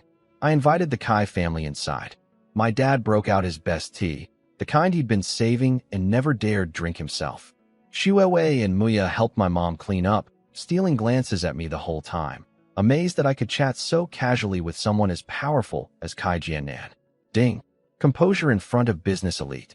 Intimidation Aura 1. Sienna had fallen asleep in my arms, drooling on my shirt and smiling in her dreams. Ding. Childcare ability 1. Old Mr. Kai laughed, saying Sienna had talked about me all night after the rescue and wouldn't stop saying my name. I silently hoped it wasn't my proficient-level flirting skill affecting a child. That would be terrible. Kai Jiannan looked around our tiny shop and frowned. Xiao Yi, this place is too small. Ever thought about relocating? He then casually offered to give me one of his company's storefronts on East Street, the most expensive commercial area in the county, where monthly rent alone costs 10 to 20,000 yuan. My mom nearly dropped her cloth. I turned him down. He'd already solved one huge problem for me, and I don't like owing people favors. My mom was mentally screaming at me. Kai Jianan wouldn't take no for an answer. He compromised. Fine, I'll rent it to you. 50 years, 0 rent. Refuse this, and you're disrespecting me. I had no choice but to accept. My mom was over the moon. 50 years rent-free was basically the same as a gift. Then I noticed old Mr. Kai kept rubbing his lower back and wincing. He explained it was chronic soreness from high blood pressure, made worse by being shoved by the kidnappers yesterday. High blood pressure? An idea hit me. I handed Sienna to her father and ran to the kitchen. A minute later, I came out carrying a bamboo steamer. The sweet, warm aroma of osmanthus filled the room. Sienna's eyes fluttered open. What smells so good? I opened the lid to reveal my supreme osmanthus red bean cake. Every woman in the room, Shuawei, Muya, my mom, couldn't take their eyes off it. The translucent red surface with golden flower petals looked like edible jewelry. I broke off a piece for Sienna. She popped it in her mouth and her eyes squeezed shut with happiness. Yummy. More. Then I cut a slice for Mr. Kai. Try this. It can actually help with blood pressure. He smiled politely and took a bite, clearly not expecting much. He'd eaten red bean cake before. But the moment it hit his tongue, his eyes went wide. The moment Mr. Kai bit into the cake, warmth spread through his whole body. The stiffness in his lower back loosened up dramatically. He stared at the pastry like it was some kind of miracle medicine. This is better than a doctor's massage. What is this? Kai Jianan tried a piece too. His eyes widened. I've traveled the world eating fine food, but I've never tasted anything like this. Xiao Yi, you made this? I nodded and explained it was my latest creation, the supreme osmanthus red bean cake. Since it helped Mr. Kai's condition, I packed up everything I had and gave it all to him. He could come back anytime he wanted more. Kai Jianan sighed deeply. Our family owes you more and more, Xiao Yi. You saved Sienna, and now you've helped my father's chronic condition. If you weren't still in high school, I'd hand you a whole subsidiary company. Then it hit him. I really was just a teenager. He offered me a permanent position as a subsidiary general manager whenever I graduated. My parents were doing their best to look calm, but I could tell they were bursting with pride inside. Shuawei and Muya stared at me in awe. But honestly, with my system, I had no intention of staying in this small county forever. My ambitions were much bigger. When the Kai family left before noon, Sienna threw a crying fit because she didn't want to leave me. I had to bribe her with all sorts of promises before she'd get in the car. After they left, I made noodles for Shuawei and Muya as usual. But today they barely touched their food. Instead, they just stared at me with this intense, desperate look that honestly creeped me out. Just say whatever it is, I told them. They both jumped up, grabbed my arms, and started shaking me. Hey Hong, we want to try that cake too. Please. The sensation of them pressing against my arms was very distracting. Let go first, and I'll make some right now. I fled to the kitchen while they high-fived behind me. Apparently they'd been dying to try the cake ever since they saw it, but were too shy to ask in front of the Kai family. When I'd given everything away to Mr. Kai, they'd nearly lost it. Since I'd planned for my parents to handle the cake production going forward, I brought them into the kitchen and taught them the recipe several times. Their version wasn't as good as mine, but it was more than good enough to sell. Then I made a special batch for the girls to take home. Shuawei and Muya asked if I was stopping the noodle sales. I told them yes, for now. It was ironic. Most businesses fail because they can't sell enough. My problem was the opposite. If I kept selling every weekend, I'd be trapped in the kitchen with no time for anything else. The girls seemed a little sad about not having a reason to come help on weekends anymore. I teased them. Don't tell me you actually want to come every weekend. They both turned red and bolted. That evening, to celebrate a great weekend, our family went out for dinner. My mom had been dreaming about a new Western restaurant in town, but could never justify the cost. Now was the time. But as we headed out, I noticed her bag looked suspiciously heavy. Mom, what's in that bag? She blushed. Just the cash from this weekend's sales. I don't feel safe leaving it at home. She was literally carrying around 10,000 yuan in cash on her body. I love my mom, but she's something else. The restaurant Mom had been dreaming about was called Saint Lawn, a fancy French place on East Street. The moment we walked in, everything screamed luxury. Golden decor, spotless floors, elegant staff. A tall blonde foreign waitress handed us menus. My parents had no idea what to order. They'd never eaten Western food before. When I started browsing the menu, the system kicked in. My proficient cooking ability let me analyze every dish just from the photos. I could see the entire preparation process for each steak in my mind. I started flipping through the menu slowly to learn as many recipes as possible. The waitress got impatient and told me to hurry up. I noticed she was eager to go serve a flashy-looking couple at the next table, a fat guy with a gold chain and a woman dripping in jewelry. I quickly ordered 2 medium-well filet mignons for my parents and a medium-rare sirloin for myself. When the food arrived, my parents struggled badly with a knife and fork. Mom especially was sweating, forgetting everything she'd practiced at home. She kept using the wrong utensils, like scooping soup with a dessert spoon. After the system taught me proper technique, I helped them one-on-one. When Mom finally got it, she squealed with excitement, a bit too loudly for this quiet restaurant. "No class," the fat guy at the next table sneered. Mom immediately apologized, her head down. She knew people here were wealthy and didn't want trouble. The fat guy was paying his bill, and he tipped the blonde waitress 100 yuan. She gave him her sweetest smile. Then he turned to mock us. "If you don't know how to eat Western food, don't come here pretending to be sophisticated. Look at how you're dressed." He even complained to the waitress about the restaurant letting people like us in. Mom's face went from red to white. I saw sadness flash in her eyes, and it hit me like a knife.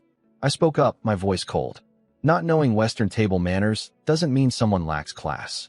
Plenty of people with far more dignity than you have never eaten at a place like this. I picked up the aperitif glass, downed it in one go, and held up the empty glass. Aperitif.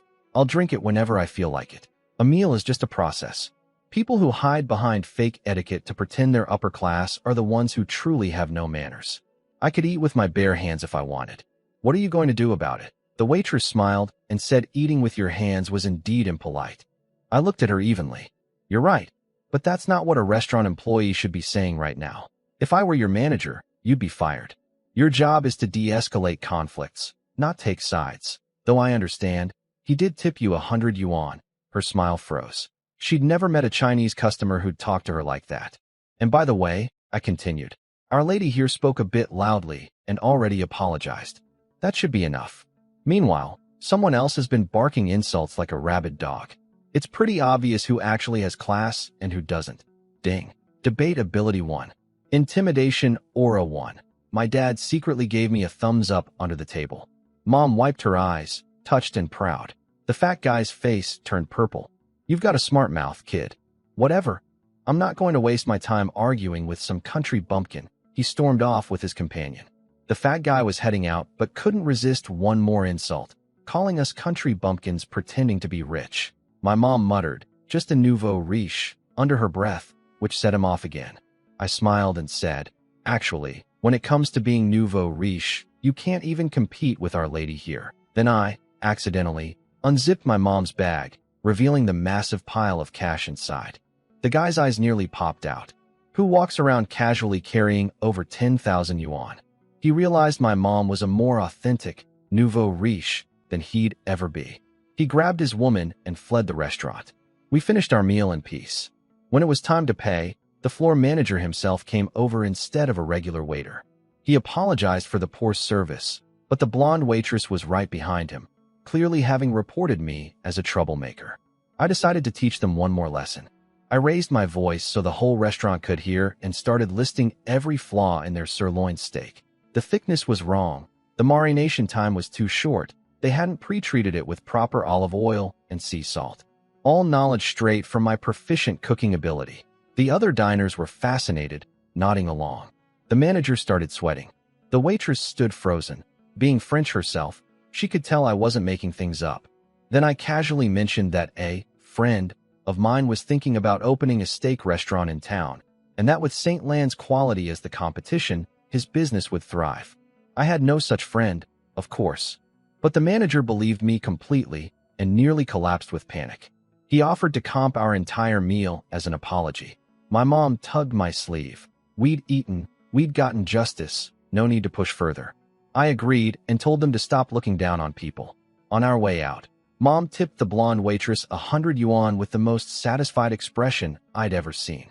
On the walk home, she joked, maybe I'll open my own Western restaurant right across from St. Lawn.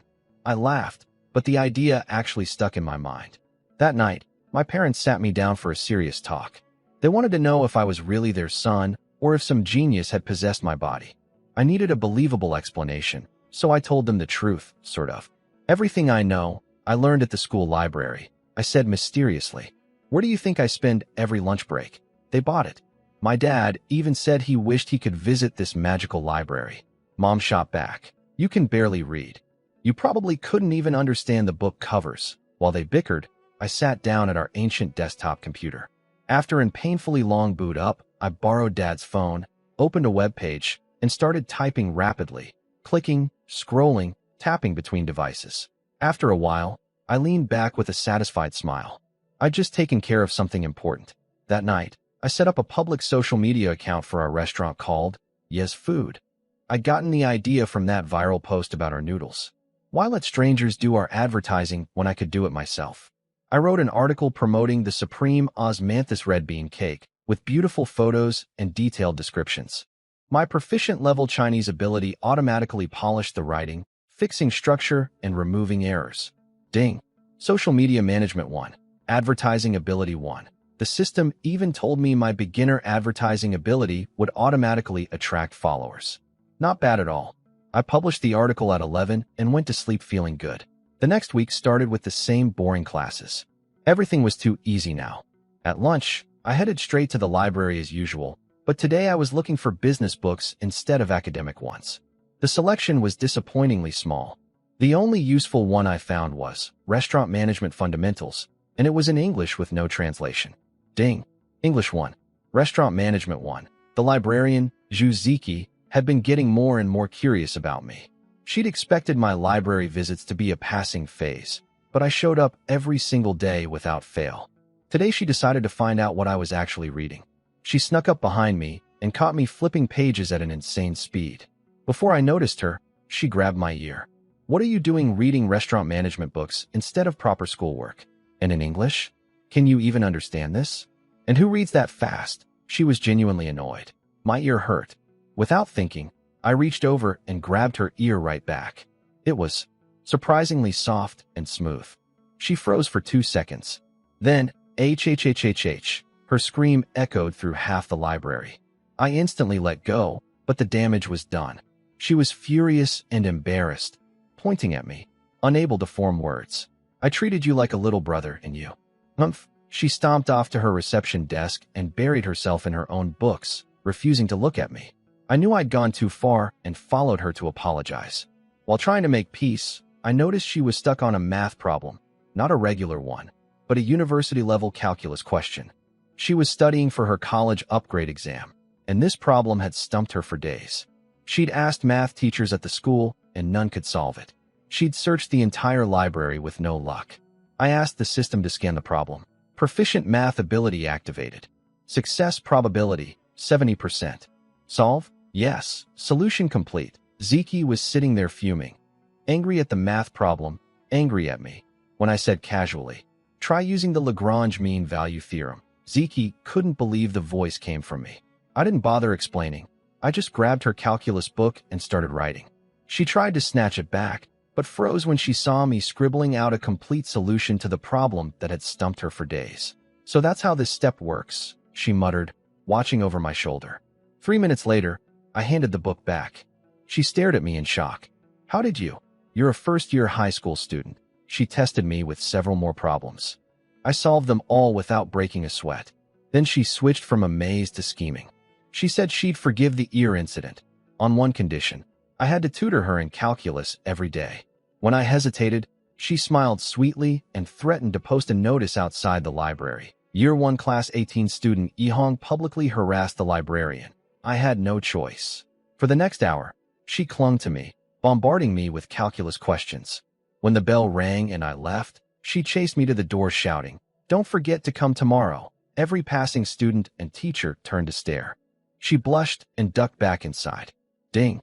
Teaching Ability 1. The afternoon's first class was information technology, basically computer class. I'd always liked computers. As a kid, I'd even written, "I want to be a computer engineer," on a piece of paper. Chubby Zhou had saved me a seat. Saved it for you. You're the star of my manga, after all. The teacher, Mr. Zhao Lin, was actually decent. He taught programming basics in the first half and let us practice in the second half. I listened carefully for once and took real notes. Ding. Computer ability upgraded to proficient. Progress, 11/100. Knowledge flooded my brain. Programming concepts that had seemed confusing moments ago suddenly made perfect sense. When Mr. Zhao told us to write a simple program, everyone opened their computers and started struggling. The school had top-of-the-line equipment. These machines booted in seconds, which made me even more determined to replace our dinosaur at home. Zhou Hao next to me had daydreamed through the entire lecture and was now staring blankly at an English-only software menu. Meanwhile, my fingers were already dancing across the keyboard. I finished Mr. Zhao's assignment in minutes, then kept going. I started building a small video game from scratch. My classmates gathered behind me one by one, mouths hanging open, watching code turn into an actual working program. They were still trying to figure out step 1. When I hit, run, and a little character started bouncing across the screen with cheerful music, the whole group erupted in cheers. They were more excited than I was, like they'd just witnessed a rocket launch.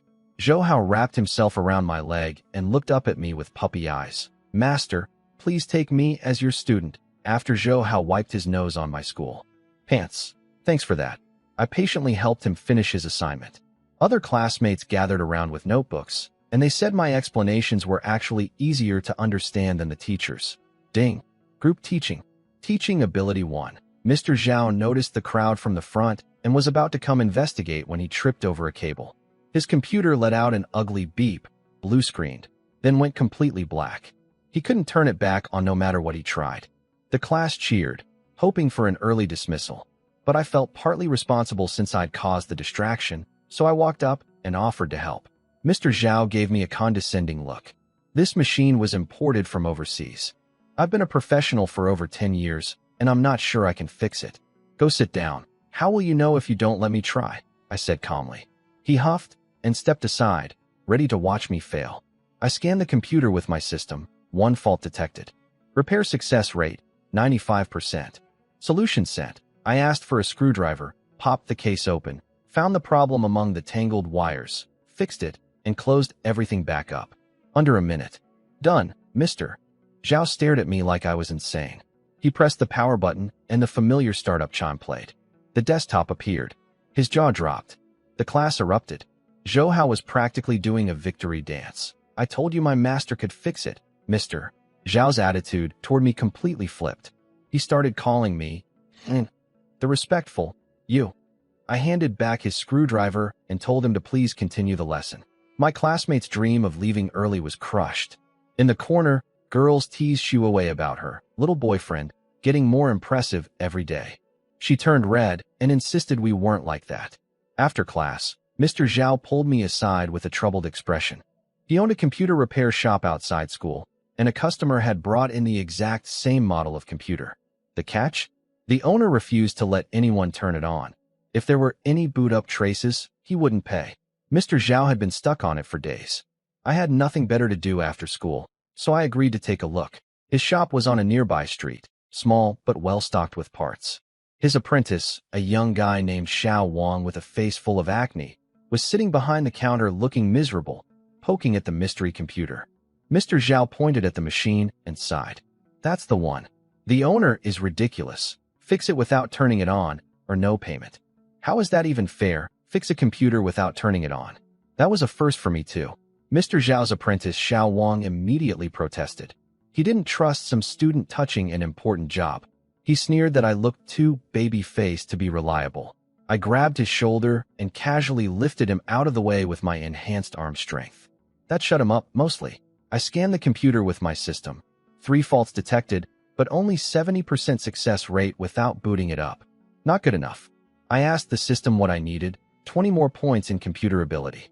"Mr. Zhao, do you have any computer books?" He looked confused but brought out a huge stack from the back room. I sat down and started speed flipping through them one by one while he and Xiao Wang watched in bewilderment. Ding. Computer ability 1. 1. Xiao Wang whispered to Mr. Zhao that I might be mentally unstable. I heard him with my enhanced hearing, but didn't bother responding. 20 minutes and 5 books later, I hit 35 points. The system confirmed, 100% success rate. Solution ready. Mr. Zhao, I need a second computer. Xiao Wang mocked me again, assuming I was going to search the internet. I looked at him coldly. I was talking to Mr. Zhao. Mind your own business. Ding. Trash talk ability 1. Mr. Zhao told Xiao Wang to get me a computer and stop arguing. Here was my plan. I connected the working computer to the broken one with cables and remotely accessed it. That way the broken machine never needed to boot up. Mr. Zhao figured it out instantly and was amazed he hadn't thought of it himself. Then came the real show. Dozens of program windows popped open on my screen simultaneously. I worked across all of them at blinding speed, typing code, switching between windows, my hands moving so fast they became blurs. Mr. Zhao and Xiao Wang stood frozen, watching what looked like a scene from a sci-fi movie. Ding. Computer ability 1. Hand dexterity 1. Minutes later, all the windows vanished. A clean desktop appeared, but it wasn't this computer's desktop. It was the broken computer's. I'd successfully connected to it, repaired all 3 faults, and brought it back to life without ever pressing its power button. Mr. Zhao bear hugged me. Xiao Wang stood there stunned, then lowered his head and called me Mr. Yi, using the formal, respectful title. Coming from a guy who'd been trash-talking me 5 minutes ago, that meant he was genuinely humbled. I told him to forget about it. Then I noticed something on the repaired computer's desktop, several password-locked folders. I suddenly understood why the owner didn't want anyone turning the machine on. He was hiding something. My imagination immediately went somewhere inappropriate. A voice in my head said, "This is wrong," but curiosity won. System, if I open these folders, will the owner know? No. Your current connection method leaves no trace. Good enough for me. I cracked the password in 5 seconds and opened the first folder. Mr. Zhao gasped. "Yihong, you shouldn't." But he and Xiao Wang were already staring at the screen. All 3 of us sucked in a sharp breath at what we saw. What we found in those folders wasn't what I expected. It was far more serious. The images showed detailed photographs of every angle of Anming County's massive trade zone in the east, a major economic hub for the entire province. Each photo was labeled with things like West Corridor 3, negotiating, and East Corridor 2, transaction complete. Trade zone layouts are classified information that should never be public. The labels suggested someone was selling these photos. That meant the computer's owner was likely a foreign economic spy. All 3 of us could barely breathe. Mr. Zhao and Xiao Wang recalled the customer. He'd worn a cap and sunglasses, was completely covered up, and had a strange accent that didn't sound local. The more they thought about it, the creepier it got. They looked at me for guidance, which was funny. I'm the teenager here. But I remembered I had a contact. I dug through the business cards in my pocket and found the one from Officer Liu, the young policeman who'd driven me home after the kidnapping incident. I called him. He got excited, thinking I had leads on the kidnapper's criminal network. Before I could explain, he transferred me to trainee Song Lingling, who started joking around. I cut her off. "This is urgent.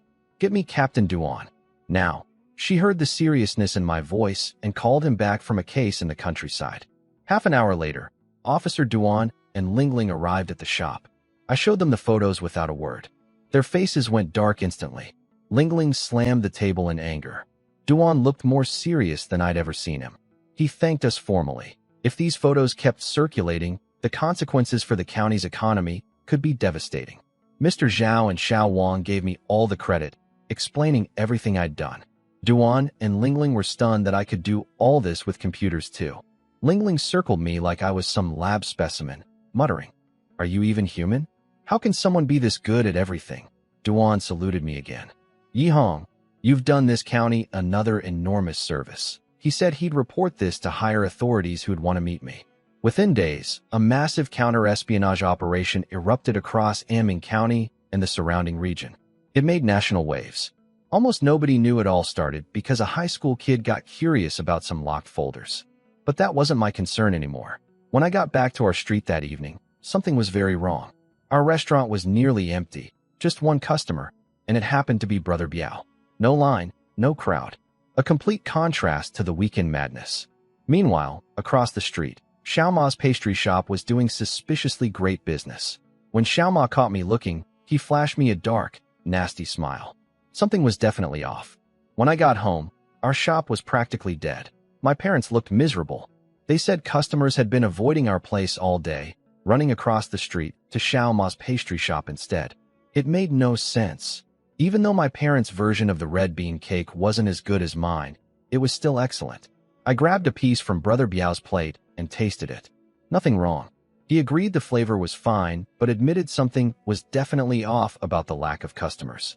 I asked if he could help me find out what was going on. He held up 3 fingers. 3 bowls of my noodles, his price for information. Fair enough. That night, I checked our new social media account. The follower count had been growing steadily until yesterday afternoon, when suddenly a massive wave of people unfollowed. Something had happened. The next day, I could barely focus at school. After class, I rushed home. Brother Biao's man, Lei Zi, was waiting with a stack of papers. What he showed me made my blood boil.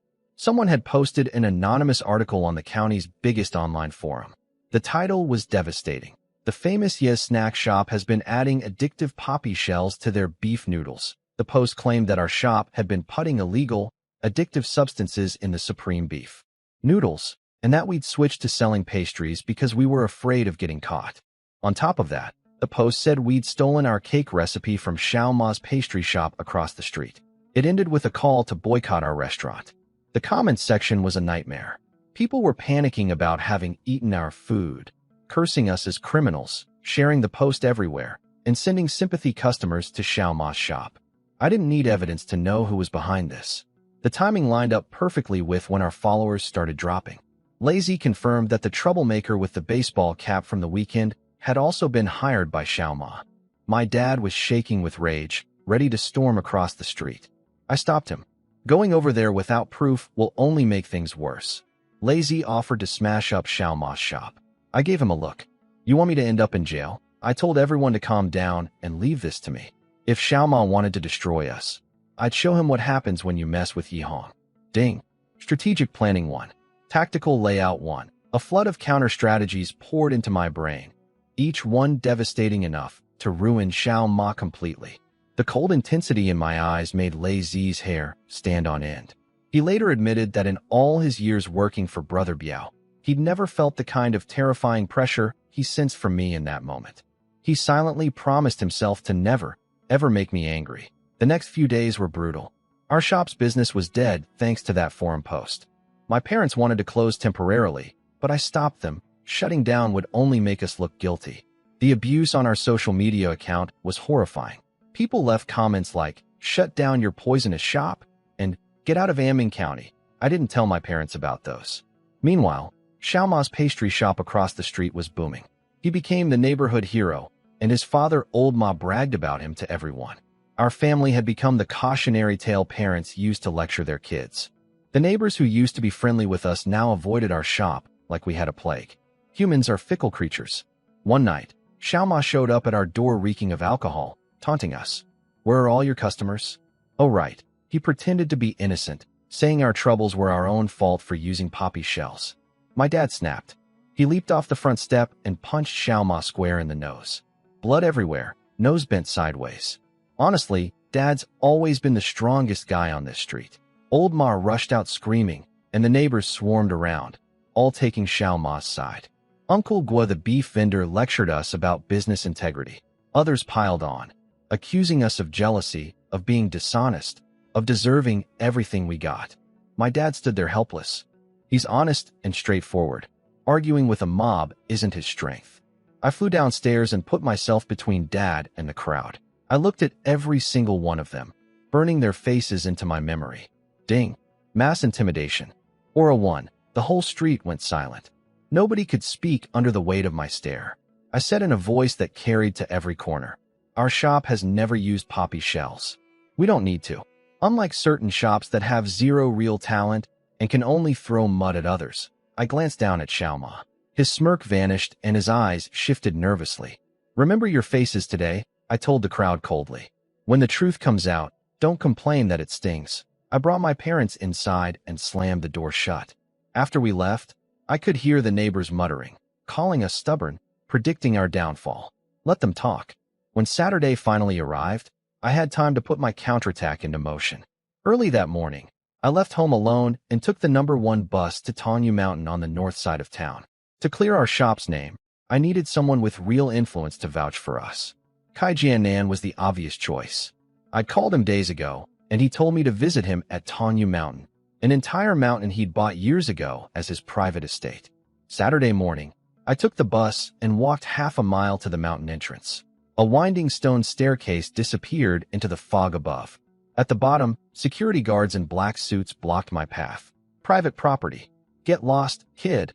I told them I had an appointment with Mr. Kai. The guard looked at my cheap clothes and laughed. You? Meet Mr. Kai? I see your type every day. Get out before I beat you so bad your own mother won't recognize you. I was about to consider forcing my way through when a red Audi pulled up behind me. Out stepped Secretary Jiang, Kai Jiannan's ice-cold, gorgeous assistant. The guard instantly transformed into a groveling mess. Good morning, Secretary Jiang. You look beautiful as always. She ignored him completely and walked straight to me. Mr. Yi, why haven't you gone up yet? Mr. Kai has been waiting for days. The guard's face went white. I shrugged and pointed at him. This gentleman said I don't have the qualifications to see Mr. Kai. He also threatened to rearrange my face. Secretary Jiang's eyes turned to ice. This man is Mr. Kai's benefactor and our most honored guest. If he doesn't qualify, do you? The guard's legs gave out. She fired him on the spot, told him to collect his paycheck and leave. As we walked away, I heard the slap of him hitting his own face. Secretary Jiang didn't take me up the stone stairs. Instead, she led me to a hidden steel door built into the mountainside, secured with fingerprint scanners and guarded by two massive, serious-looking men. Nothing like that mouthy guard downstairs. Through the door was a long corridor, then another secured door, which opened into a hidden valley with cable cars. Steel cables stretched all the way to the summit. The stairs are for visitors, she explained. Mr. Kai spent a few 100,000 yuan building these cable cars, so he doesn't waste time climbing. Rich people really do live in a different world. As we rode up, the view through the glass was breathtaking. The entire county spread out below us. I silently promised myself that someday I'd live somewhere people could only look up to. Ding. Overlooking the world. Vision and ambition won. I noticed Secretary Jiang studying me with a strange expression, as if she suddenly saw something in me that reminded her of her boss. Then she quickly looked away when I caught her staring. Ding. Caught a beauty's attention. Aura 1. Flirting skill 1. The cable car reached the top and stopped inside a quiet building. When we stepped out, two more muscular guards approached us carrying some kind of scanning devices. Just checking for prohibited items, don't worry, Secretary Jiang explained as guards scanned us with red light devices. I had nothing on me except a bag of supreme osmanthus red bean cake I'd brought as a gift.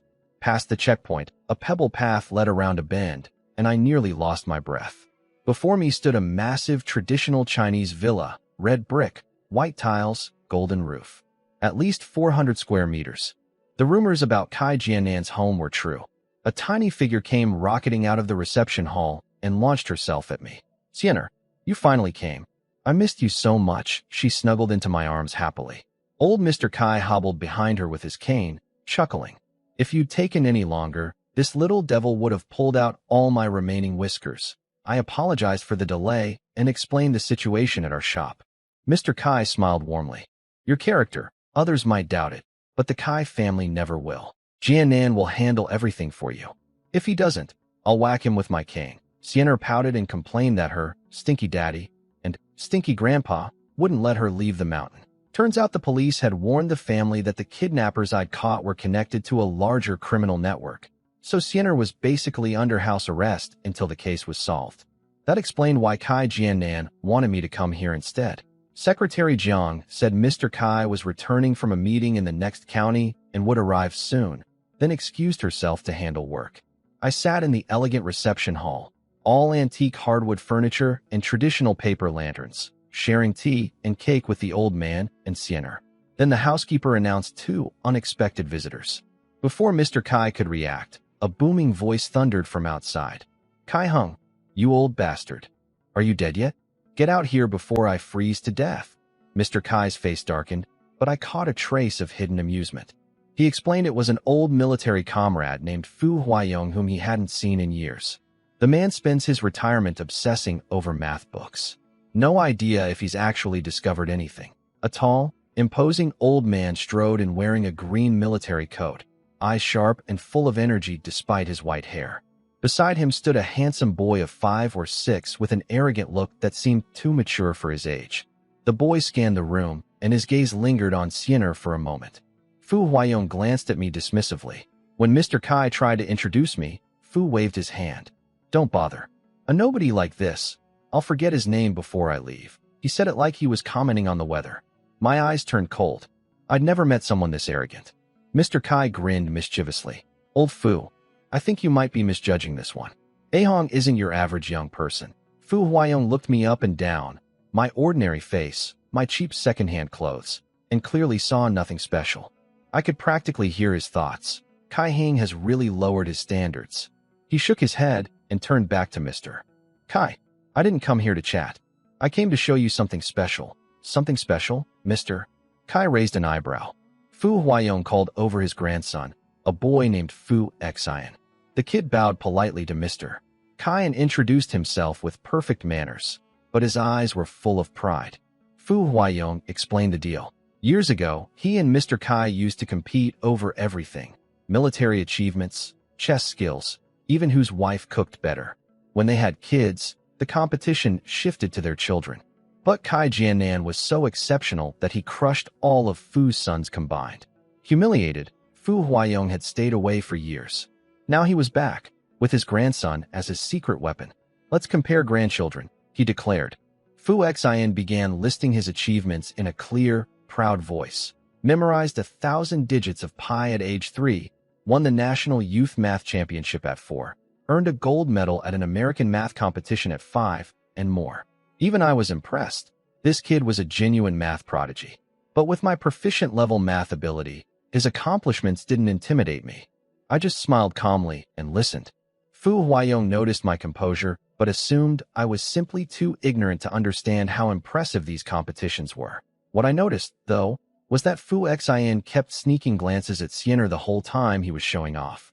When he finished, he turned to Xiener nervously. "Pretty impressive, right?" Xiener lifted her chin like a proud little swan. "Childish." Then she buried herself back in my arms without another look. Fu Xian went pale. He'd never been dismissed like that. Seeing Xiener cuddled up with me, jealousy flared in his eyes.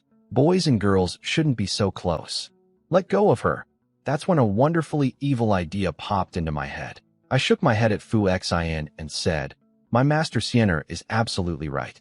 Your achievements are laughable in her eyes, master." Everyone froze. Even Xiener looked up at me, confused. I winked at her. The clever little girl caught on instantly and announced loudly, "That's right. He's my student, and he speaks for me." Fu Xian was furious. "Even if you're her student, what right do you have to call me childish?" I smiled coldly. "You think you're a math genius? Your skills wouldn't match one of my master's fingers. No wonder she thinks you're childish." "Right, master." Xiener nodded enthusiastically, fully committed to the act. Poor Mr. Kai was sweating. He knew perfectly well his granddaughter was a normal little girl. If Fu Huayong called the bluff, the embarrassment would be catastrophic. Fu Huayong sneered and challenged Xiener to list her achievements. Mr. Kai started panicking. Before things fell apart, I stepped in again. Why would my master waste her time on someone at Fu Xian's level? Even I find his math unimpressive.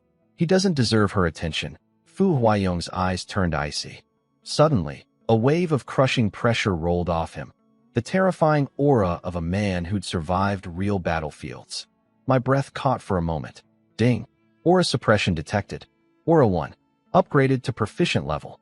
Auto-neutralizing pressure. Just like that, the suffocating feeling vanished. I smiled back at him, completely relaxed. Fu Huayong's pupils contracted. He studied me again, this time with genuine surprise. He'd intimidated military generals with that stare, yet this teenager in cheap clothes didn't even flinch.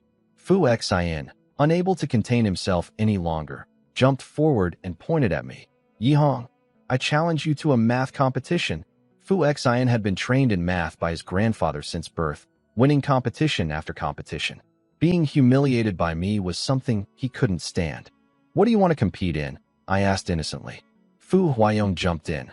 Mental arithmetic. He was supremely confident. Apparently, even university professors praised Fu Xian's calculation abilities. Now here's where I started having fun. I put on a nervous face, stammering, "Mental math? I guess that's okay." Fu Huayong caught my anxiety and smiled. He thought he had me figured out. Before the rules were set, I interrupted. Wait. If I win, you have to promise to do one thing for me.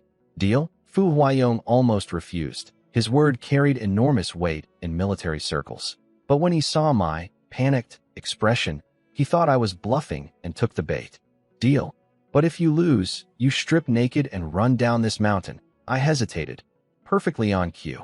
Then gritted my teeth. Fine. I trust what my master taught me. Ding. Deception. Acting ability 1. Hook, line, and sinker. The rules were fair.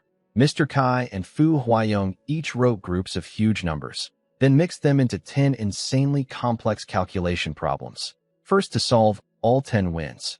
Mr. Kai was silently panicking the entire time. If I lost and had to streak down the mountain, the Kai family's reputation would be ruined too. The timer started. Fu Xian buried his head and started blazing through problems. Within seconds, he'd solved the first one. These were massive equations with numbers over 10 digits long. The kid really was a prodigy. He glanced at me smugly and kept going. Me?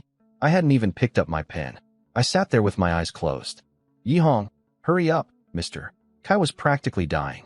Fu Huayong smirked. Pretending to be deep, he'd already mentally declared victory. His grandson was on problem 9 out of 10. Then I coughed, stretched, and yawned. Sorry about that.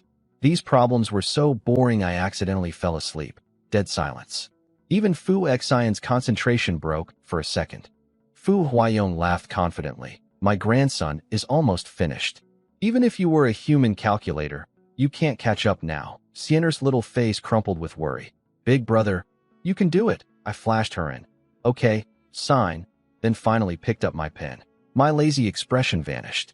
My eyes sharpened. Ding. Proficient math ability activated. Scanning all problems. Complete. All answers delivered. My pen became a blur. 1 second. 1 problem solved. 2 seconds. 3 more done. 5 seconds later, I put down my pen. All 10 answers, written perfectly. I'm done. Fu Xian was just about to write his final answer. He froze, staring at me in disbelief. Fu Huayong exploded. He snatched my paper and screamed, "You must be writing random numbers. Kai Hung, get me a calculator." I'm checking every single one. A calculator was brought over. Fu Huayong started checking my answers one by one, and with each correct result, his face sank further. His hands were shaking. Before he could finish, little Fu Xian placed his hand on his grandfather's and said quietly, "Grandpa, you don't need to keep checking." The boy had already verified with his own mental math that all 10 of my answers were correct. Fu Xian walked up to me with a serious expression. "You're better than me at mental math. You win.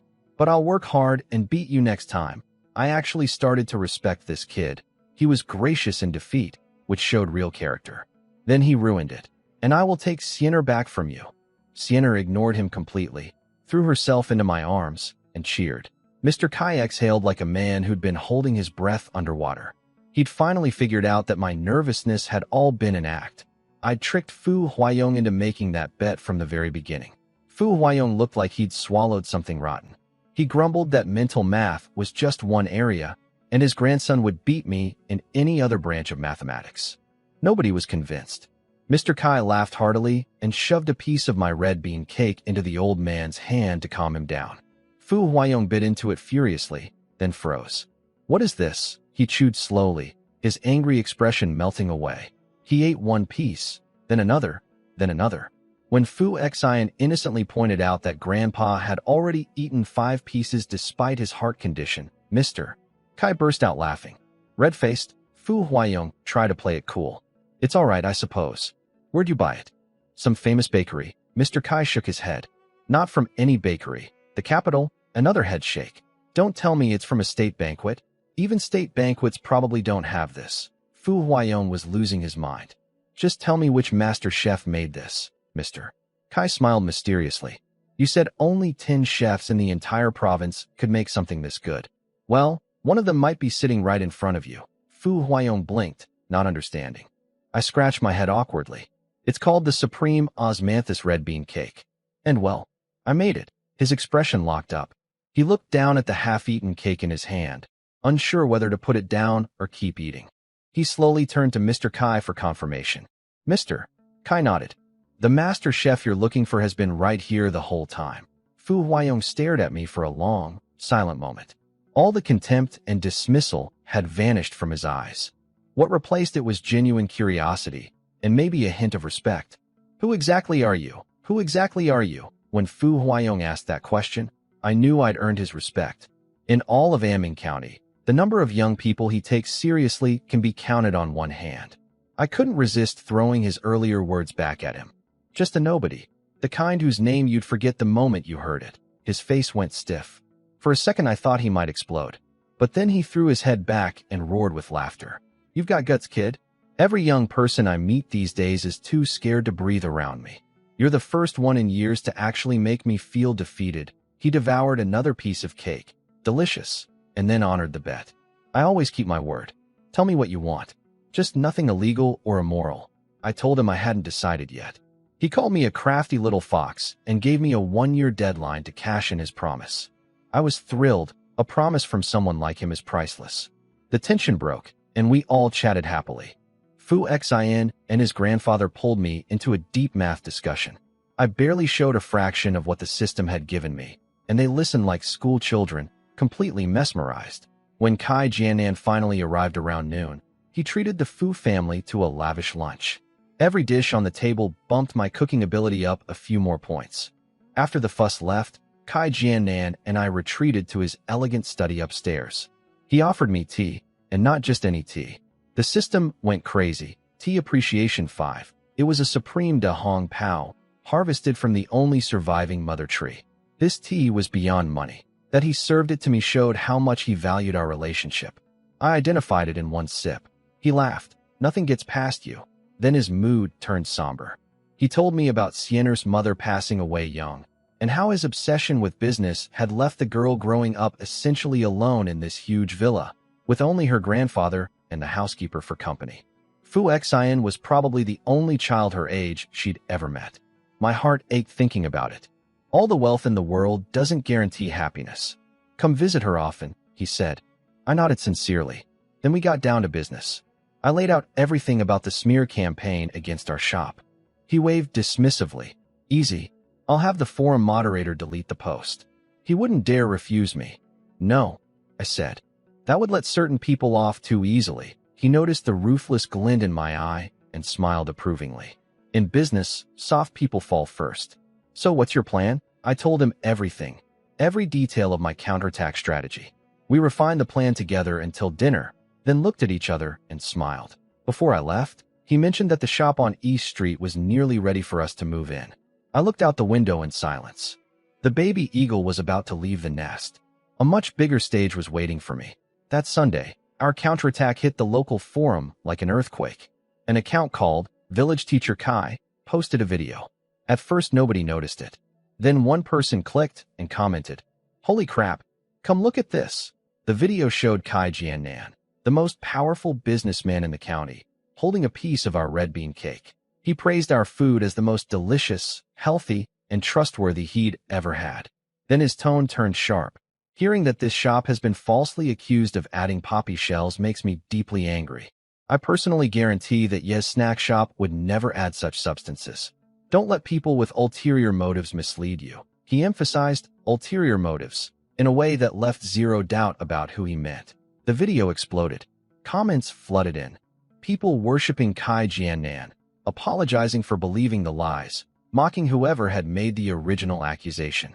Meanwhile, in a cafe across town, the forum's head moderator Yufeng and his deputy Xia He were having coffee, congratulating themselves on how much traffic Xiao Ma's smear post had generated. They'd taken Xiao Ma's money to boost it, and business was good. Then both their phones started blowing up simultaneously. Their staff was screaming, "Check the forum now." They watched the video and nearly fainted. Kai Jianan, the man who could shake the county's entire economy with one phone call, was personally defending the shop they'd helped destroy. If their backroom deal with Xiao Ma was exposed, they wouldn't just lose their moderator positions. They'd be finished. Yufeng called Secretary Jiang with shaking hands. Whatever she said turned his face white. He hung up and whispered to Xiaohe. She said, "Mr. Kai is very angry. We need to figure this out ourselves." Xiaohe collapsed to the floor. Yufeng quickly pinned Kai Jianan's video to the top of the forum. Their only hope was to make peace with our shop directly. If we forgave them, maybe Kai Jiannan would back off. But the forum was already in full revolt. The original smear post was flooded with furious replies. The poster is a shameless liar. Obviously someone was jealous of Ye's success. Come out and face us, coward. People started posting analysis threads, logically connecting the smear campaign to Xiaoma's pastry shop across the street. Then came the real bomb. A local street punk posted a confession. He admitted that Xiaoma had paid him to plant a fly in our food to sabotage our business. It was the same baseball cap guy from before. The forum went absolutely nuclear. The confession from the street punk was Brother Biao's doing. The moment the guy heard Biao's name, he immediately posted everything online. How Xiaoma had paid him to plant a fly in our food. When all the evidence pointed to a deliberate setup, the internet exploded with rage. Not just at Xiaoma, but at themselves for being manipulated. Thousands of angry posts flooded the forum every second, nearly crashing the site. Boycott Xiaoma. We demand justice for Ye's snack shop. In real life, mobs of furious people surrounded Xiaoma's pastry shop. He'd locked himself inside, too scared to come out. People hurled rotten eggs, old vegetables, and crushed cans at his door until it looked like a modern art disaster. His shop was finished, permanently. The other shop owners on our street stood watching with complicated expressions. I'm sure they all remembered what I told them. Remember your faces today. When the truth comes out, don't complain that it stings. Their faces were stinging plenty now. But instead of owning their shame, they blamed everything on Xiaoma and joined the mob throwing things at his shop. Typical. That evening, our restaurant was packed. Nearly every neighbor came to apologize, heads bowed. But most eyes were really on the figure sitting quietly in the corner, Kai Jiannan, in a blue suit, calmly eating a bowl of noodles as if nothing in the world concerned him. Uncle Guo led the apology parade, nervously asking us to forgive and forget. Some had the nerve to ask if Kai Jiannan could advertise for their shops too. My mom had other plans. She unleashed half an hour of non-stop scolding without repeating a single insult. Honestly, more impressive than anything my system had given me. Nobody dared talk back, not with my cold stare and Kai Jiannan's silent presence backing her up. She'd been holding in weeks of humiliation, and she let every drop of it out. Then two uninvited guests walked in, Yufeng and Xia He, the forum moderators. They were dressed up and carrying gift boxes. They spotted Kai Jiannan immediately and decided I was just some irrelevant kid. Xia He actually shoved my mom aside to get to Kai Jiannan faster. I caught her before she fell. My dad nearly charged at them, but I held him back. The two men bowed and scraped before Kai Jiannan, apologizing for the misunderstanding on their forum. He didn't even look at them. He wiped his hands with a napkin, checked his watch, then turned to me. It's 7:30. Say the word, and I can make them disappear from Anming County before 8. The entire room went silent. Everyone stared in shock. Kai Jiannan wasn't giving me orders. He was asking me, as an equal, what I wanted to do. The most powerful man in the county was deferring to a teenager. Yufeng and Xia He finally understood. They'd ignored me completely when they walked in, but I was the one who held their fate. And Xia He had just shoved my mother. The color drained from his face. He threw himself on the ground in front of my mom, bowing frantically. I looked at him with pure disgust. Get out, ding. Proficient level aura activated. Mental pressure engaged. Xia He's eyes went blank. He later told someone it felt like a 1,000-pound hammer hit the inside of his skull, and I'd grown to the size of a giant who could crush him. Underfoot, he started physically shaking.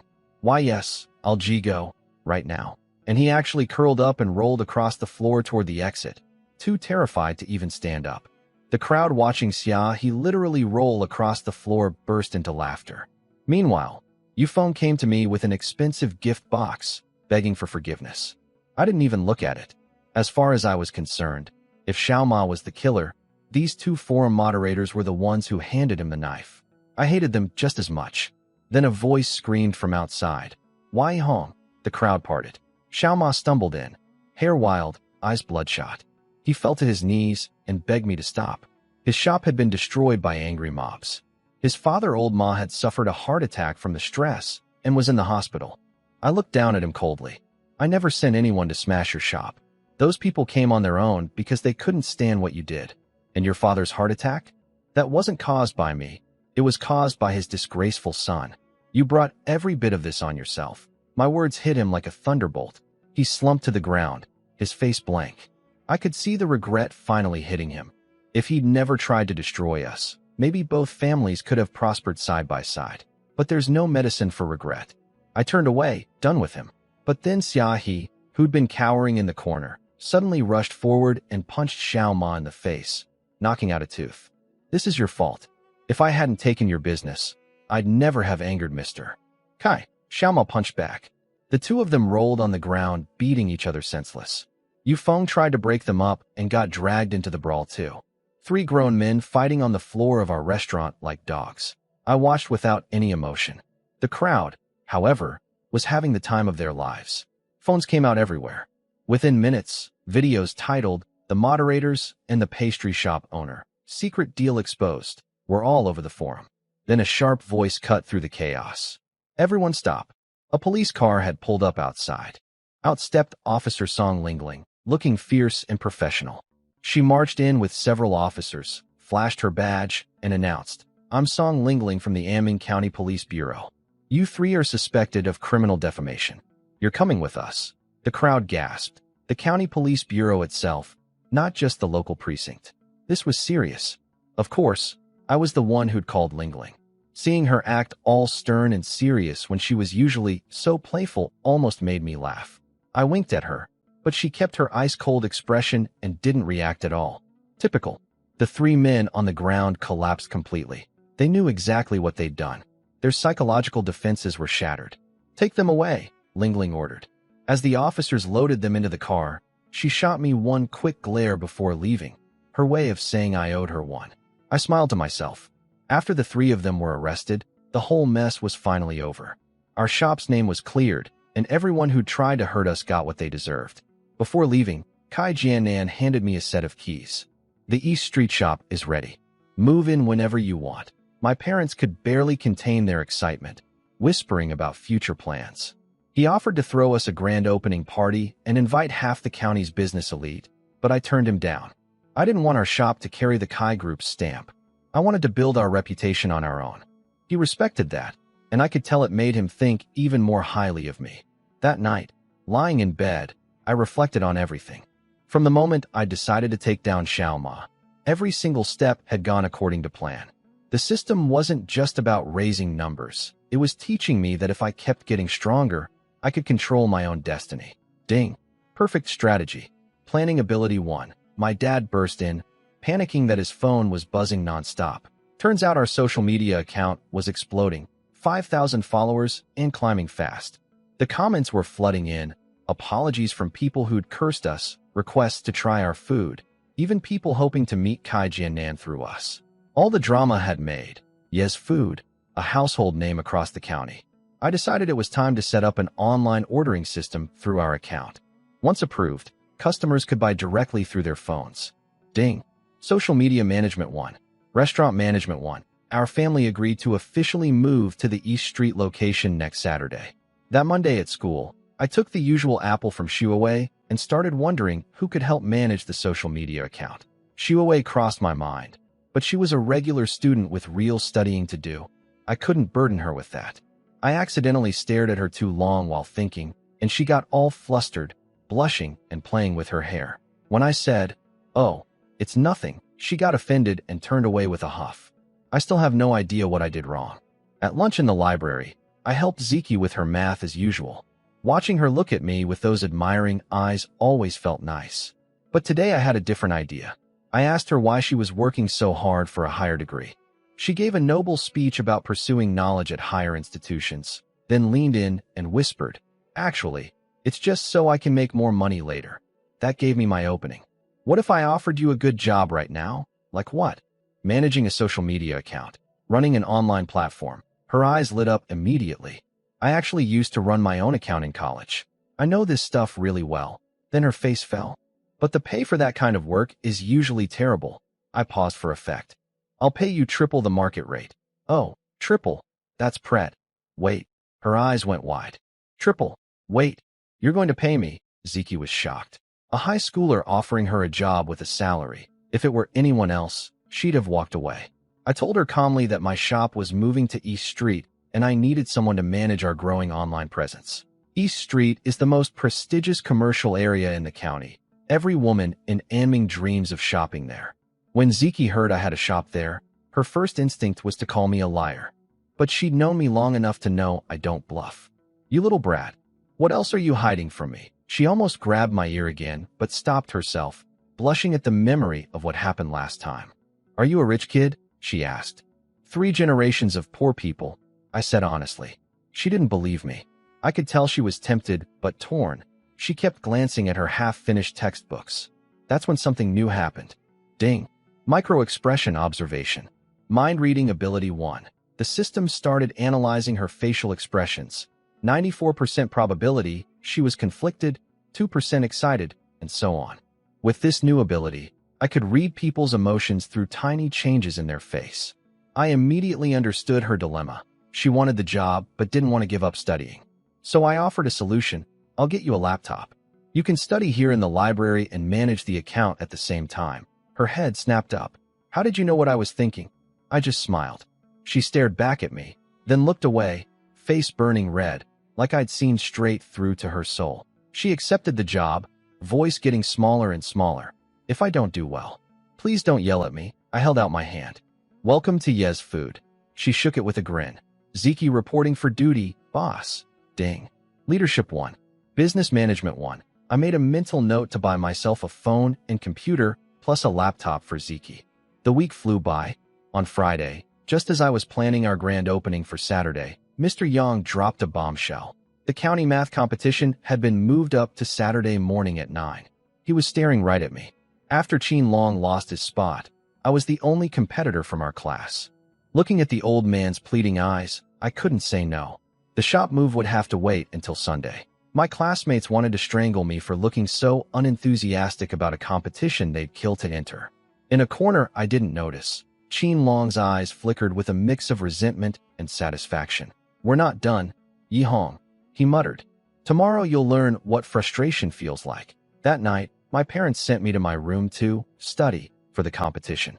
They were so nervous you'd think I was taking the college entrance exam. If you could just get 3rd place, our ancestors would be so proud. Don't be nervous, son. Just stay calm. I grabbed a random book and pretended to review just to get them to stop talking. With my math ability at over 60 points, I could dominate even a city-level competition, let alone this county one. The next morning, I left home to the sound of my parents cheering loud enough for the entire street to hear. I walked toward the meeting point, yawning. Out of Jitsai's 10-person team, I was the only first-year student.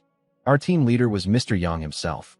I arrived at the county education center at 8:30 a.m. to find the place already packed. Schools from all over the county had their banners flying. First High, Second High, Southern Arts, Home 2, and of course, Jitsai. Students stood in neat formations, some excited, some nervous. My enhanced vision spotted Mr. Yang's shiny bald head instantly, and I found our team. I was the last one to arrive, and the 9 other Jitsai competitors were already sizing me up. Ding. Mind reading activated. Jealousy levels in surrounding area. 98%. They were all 2nd and 3rd year students, annoyed that a first-year freshman had a competition spot. I ignored them and closed my eyes to rest. But they started talking about me, loudly enough to make sure I heard. Who's that arrogant kid? A first year. Must have connections. He's just going to waste a spot that could have gone to one of us. I opened my eyes. I hear talking behind someone's back makes your tongue rot. They dropped the pretense and confronted me directly. We're talking about you. We don't like backdoor people. I smiled. It's a bit early to say who's going to embarrass themselves today, don't you think? Then a serious-looking older student stepped forward, apparently Xiao Kai, Jitsai's math king, who topped the grade rankings every year. 2 fangirls flanked him, glaring at me. They gushed about his achievements. Undefeated first place, represented the school last year, came within just 5 points of winning 3rd place, the best result in Jitsai's history. I couldn't help it. I burst out laughing at 5 points short of 3rd place. Xiao Kai's face darkened. The fangirls looked ready to attack.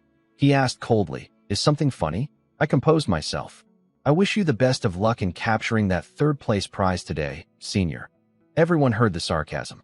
Before Xiao Kai could respond, a small voice piped up behind him. "Excuse me, please let me through." A polite little boy of about 6 was trying to get past the group. The two fangirls immediately forgot their anger and started pinching his cheeks. "So cute. Are you lost, little guy?" The boy squirmed uncomfortably, trapped between them. "Let him go." My voice came out cold and sharp. Both girls flinched like they'd been caught by the police. "What's your problem?" They protested, but they let go under my stare. The boy escaped to my side and looked up at me with relief. "Ahong, are those girls your classmates?" I glanced at them dismissively. "Two people I barely know. Just ignore them." They were fuming, but I'd already turned my attention to the boy. It was Fu Xin, the little math prodigy I'd beaten at Kai's villa. "What are you doing here?" I asked. He sighed, his small face looking weary beyond his years. "It's my grandpa. Ever since I lost to you, he's been entering me in every single math competition he can find." I felt a bit guilty. My victory over Fu Xin had turned his grandfather into a competition-obsessed drill sergeant, entering the poor kid in every math contest he could find. While we chatted, Xiao Kai marched over and told me to send my little family member away since outsiders weren't allowed. I told him Fu Xin wasn't my family. Fu Xin looked up innocently and said, "I'm not here to play. I'm here to compete." Everyone except me burst out laughing.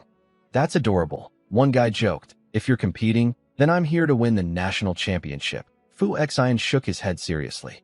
"I already won the national championship when I was 4. Now I have a bigger goal." He glanced at me with admiration in his eyes. The more earnest he was, the harder they laughed. Xiao Kai called security to escort the lost child away. But when the guards arrived and saw Fu Xin, their faces lit up with relief. "Young master, we've been looking everywhere for you. Please don't run off. Your grandfather will fire us." The laughter froze on everyone's faces. "Young master?" Fu Xin apologized sweetly, waved goodbye to me, and left with the guards. One guard thanked the group for finding him and casually mentioned his name. A student suddenly jumped up. "Wait, Fu Xin? The prodigy who won a gold medal at an American math competition at age 5?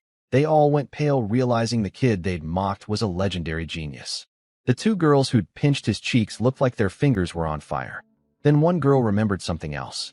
"Didn't Fu Xin say he'd lost to Yihong?" Everyone turned to stare at me. If a famous prodigy had lost to me, what did that make me? They quickly convinced themselves they must have misheard. Xiao Kai declared I was just someone who happened to know a genius. Nothing special. Ignore him. When results come out, pretend we don't know him. The entry bell rang. We filed into the education center. At the entrance, everyone drew a random number from a box to determine their seat. This prevented cheating by scrambling everyone's positions. I reached in and pulled out. Building 6, room 6, seat 6. Ding. Lucky number drawn. Luck 1. Even the staff member by the box gave me a thumbs up.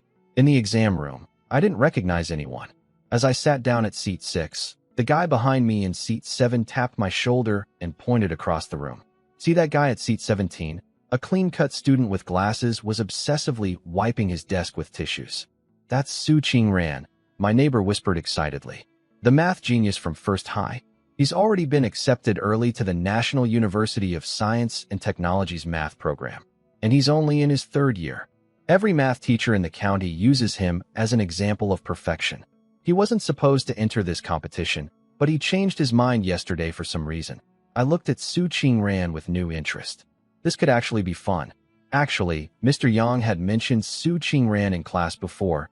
He'd already been accepted early into the National University of Science and Technology, one of the top schools in the country. Being in the same room as a certified genius made everyone nervous. I also noticed Su Qingran kept glancing at me from the corner of his eye, which was strange. At 9 o'clock sharp, the competition began. The first round was a 30-minute function test. One of the 2 female exam supervisors started distributing papers. When she handed me mine, I glanced at the problems and smiled. My system had already solved everything in that instant. She froze, staring at my smile like she was hypnotized. Ding. Proficient flirting skill auto-triggered. The guy behind me had to yell, "My turn," to snap her out of it. She turned red and hurried away, flustered. I picked up my pen and started writing immediately. No pausing, no thinking. Just smooth, continuous writing. Ding. Writing speed 1. Students nearby turned to watch, mouths dropping open. They couldn't believe someone was already answering questions when they hadn't even finished reading the first problem. The supervisor had just finished handing out all the papers, maybe 3 minutes total, when I raised my hand. She walked over, annoyed. "Is there a problem with your paper?" "No. I'd like to turn it in." Her mouth formed a perfect "Oh." She took my paper with trembling hands and saw every question answered in neat handwriting. She'd just finished distributing papers. This had never happened before in the competition's history. She consulted her colleague. Then they called in the head examiner, a stern, heavy-set man who checked my paper thoroughly. Finding no issues, he had no choice but to let me leave. The entire room went silent as I walked out. Most students were still reading the first question. The guy behind me looked like he was about to have a mental breakdown. Su Qingran's face darkened. He still had one problem left. Since the second round didn't start until 10, I had almost an hour to kill. I wandered around the grounds and ended up at the field where all the team coaches were waiting. When they saw me walk out of the exam building, they shook their heads with knowing smiles. Another student who cracked under pressure. Can't blame him. The questions get harder every year. Mr. Yang spotted me and rushed over, horrified. "What happened? Why are you out so early?" I shrugged. "I finished, so I left." The other teachers burst out laughing, thinking I was putting on a brave face after giving up. One even teased Mr. Yang. "Your student is quite the character. Classic Jitsai quality." Mr. Yang's face went dark with disappointment. He'd pinned all his hopes on me, and here I was walking out less than 3 minutes into the exam. He turned away without another word, too upset to even look at me. Mr. Yang was so angry he wouldn't even talk to me. Fine by me. I found a tree by the field and closed my eyes to rest. Soon I heard commotion. Su Qingran had finished and walked out of the exam building. Teachers immediately swarmed around him, praising and fussing. The contrast with how they treated me was almost funny. But Su Qingran ignored them all. He walked straight toward my tree. "One tree can't hold 2 guests," I said without opening my eyes. He stopped 3 meters away. "Did you actually answer the question seriously, or were you just writing nonsense?" I didn't bother responding. After a while, all he heard was my snoring. He stormed off, furious. What I didn't see was him sneaking into a dark corner to meet a shifty-looking man with a hoarse face and narrow eyes. Su Qingran told the man, "Qin Long was right. Yihang's math ability is suspicious. When the time comes," the man assured him he'd handle it. So Qin Long was involved. He hadn't given up after all. Round 2 started at 10, geometry problems, 30 minutes. The same supervisor distributed papers. She was watching me anxiously, relieved when I didn't immediately raise my hand. That relief lasted about 10 seconds before my hand went up again. The geometry required more drawing, which slowed me down slightly, but I still finished before anyone else. Su Qingran had only solved 2 problems when I turned in my paper. He watched me leave with a strange smile, then deliberately answered his remaining questions wrong. Poor Mr. Yang, seeing me walk out early a second time, his disappointment had turned into genuine heartbreak. He regretted ever asking the principal for a university recommendation for me. Round 3 at 11 was the big one. A single ultra-difficult comprehensive problem that eliminated 99% of contestants every year. When I saw it, I froze, but not because it was hard. This was the exact problem I created for Fu Huayong and Fu Xin at the Kai Villa last week. How had my own problem ended up on the official exam? Confused but unbothered, I solved it and left first again. The other examinees were too numb to even react anymore. After all 3 rounds ended at 11:30, the judges began grading in a private room.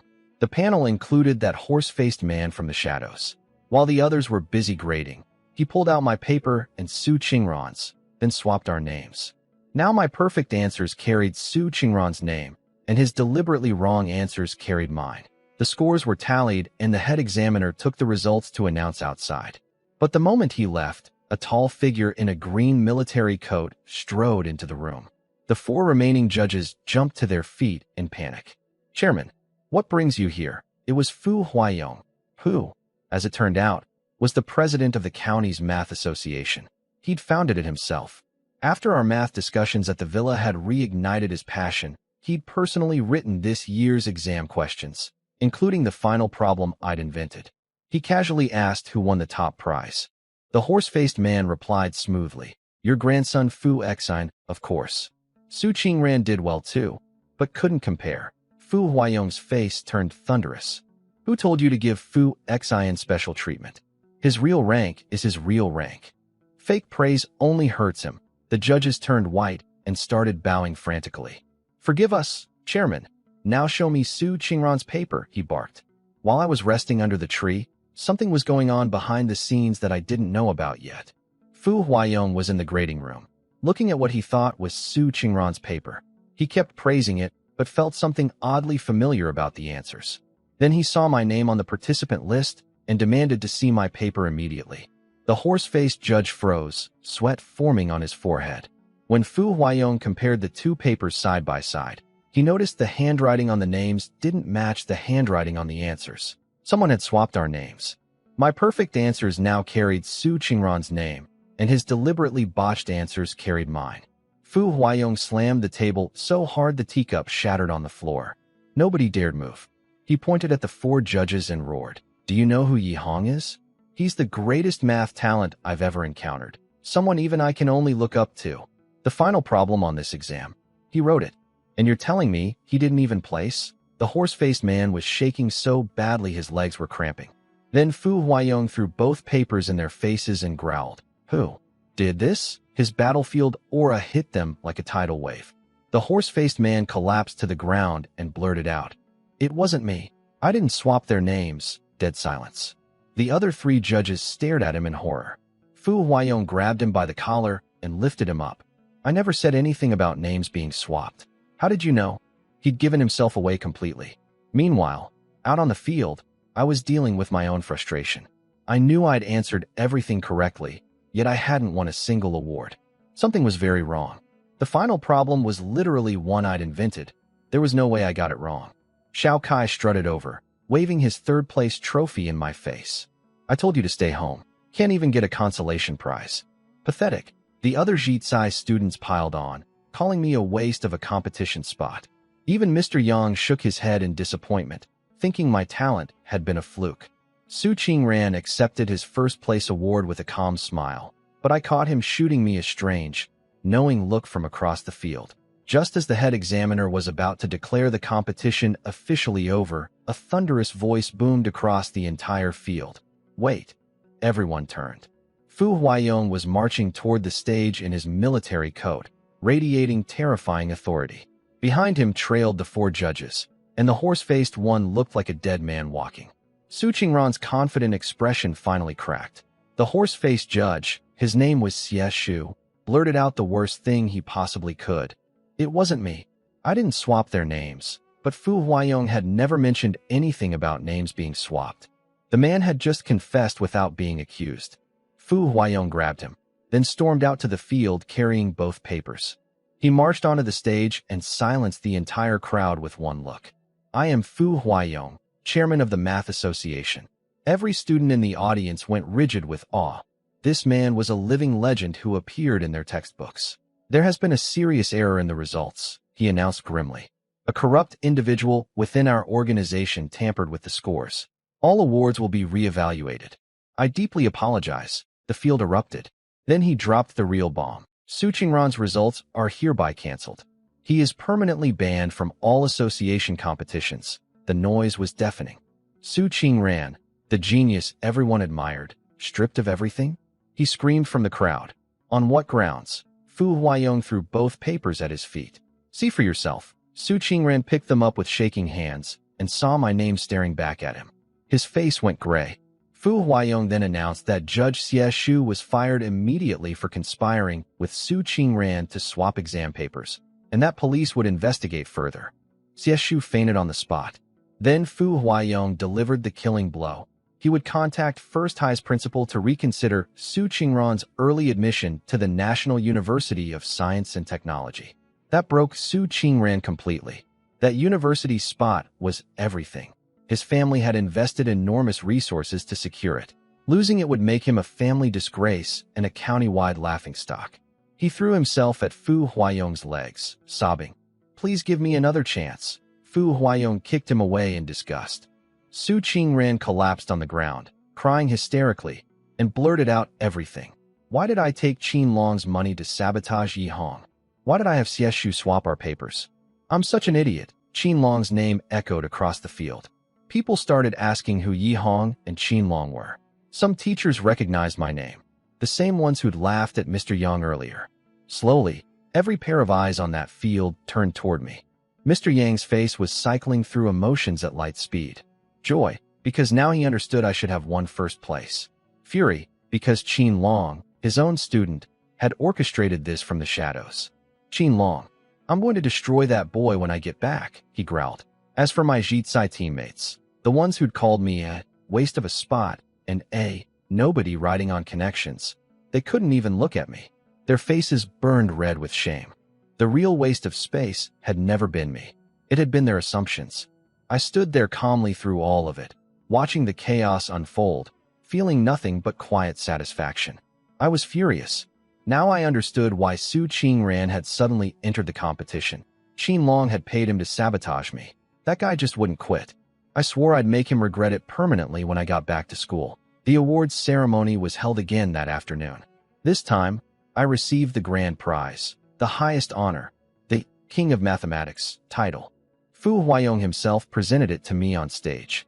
He whispered with a grin, "Does this count as the favor I owe you?" I smiled back. "You did this on your own initiative."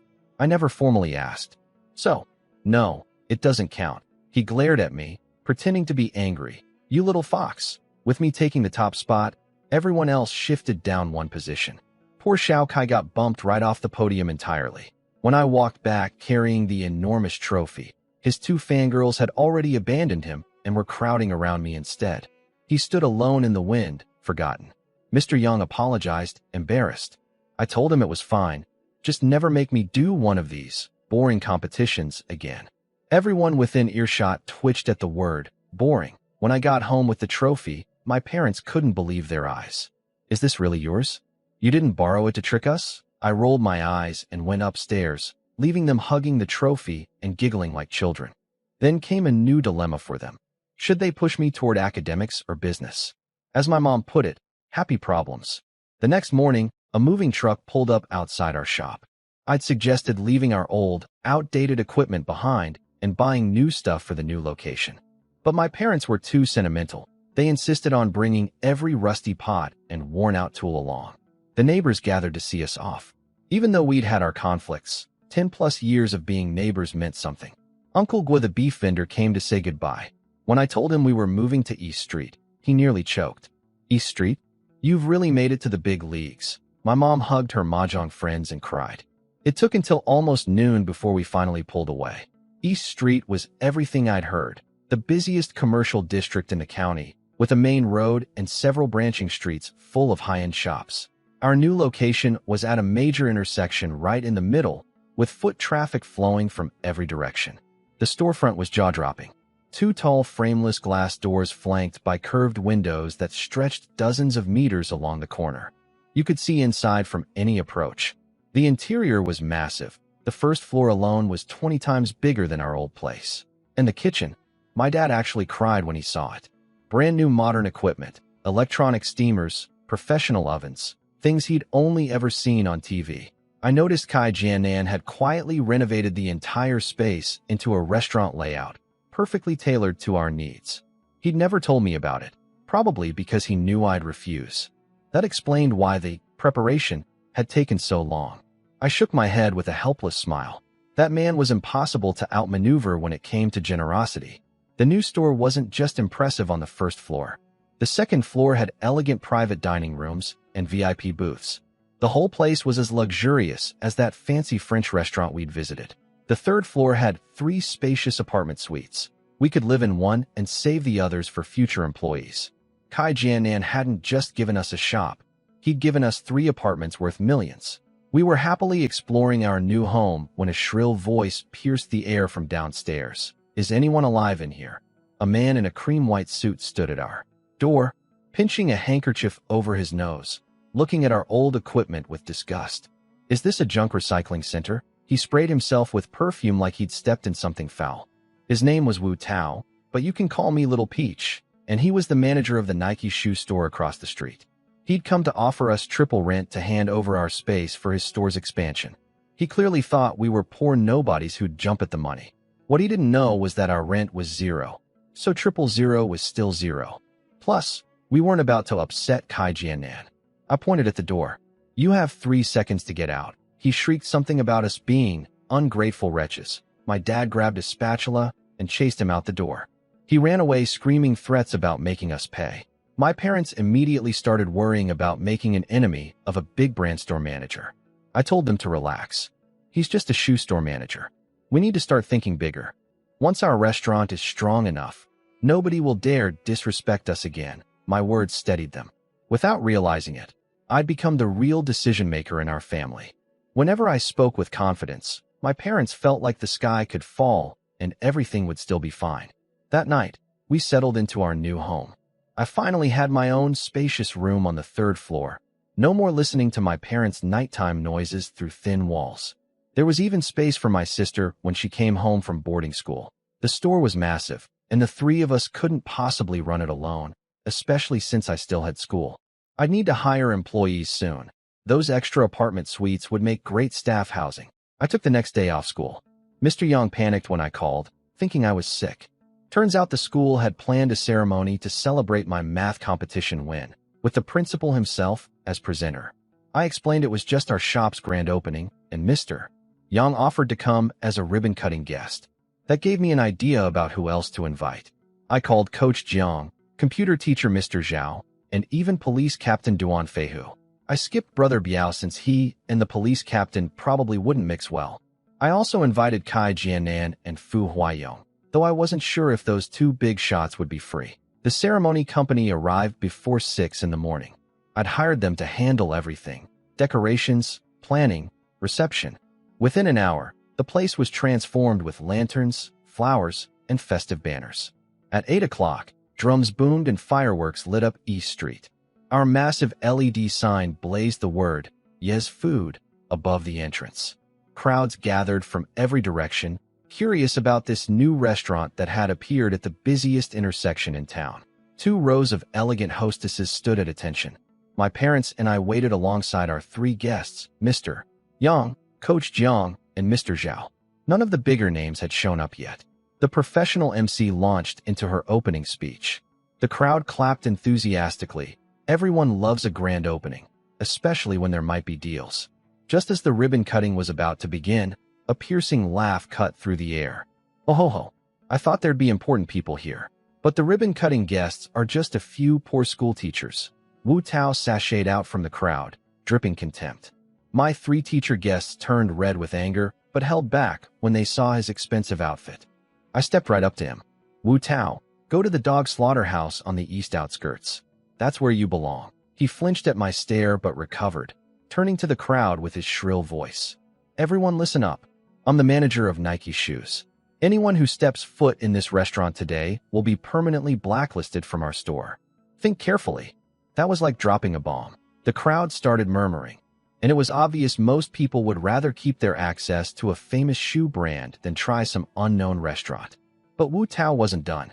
He clapped his hands, and one by one, managers from other major brand stores stepped out of the crowd. Ugly Electronics will also blacklist anyone who enters. Dammy Phones, same policy. Anima Fashion agrees. One after another, the biggest stores on East Street declared a collective boycott against us. The crowd's murmuring turned into open discussion. Nobody wanted to lose access to shoes, phones, electronics, and clothing just for one meal. My parents went white. Mom nearly fainted. My 3 teacher guests looked like they wanted to disappear. They clearly regretted coming and were afraid of being associated with us. The hostess's smiles froze. The MC was on the phone with her boss, asking if they should cancel. Everyone was panicking except me. Ding. Calm under pressure. Mental fortitude won. In my eyes, Wu Tao was nothing but a clown. I stood there with the same relaxed smile, watching the chaos unfold. He saw my expression and it clearly infuriated him. He couldn't understand why I wasn't breaking down. The ceremony company panicked and started packing up. The hostesses left. The MC was on the phone begging her boss for instructions. In minutes, our grand opening went from celebration to ghost town. Wu Tao was cackling with delight, convinced he'd destroyed us before we even started.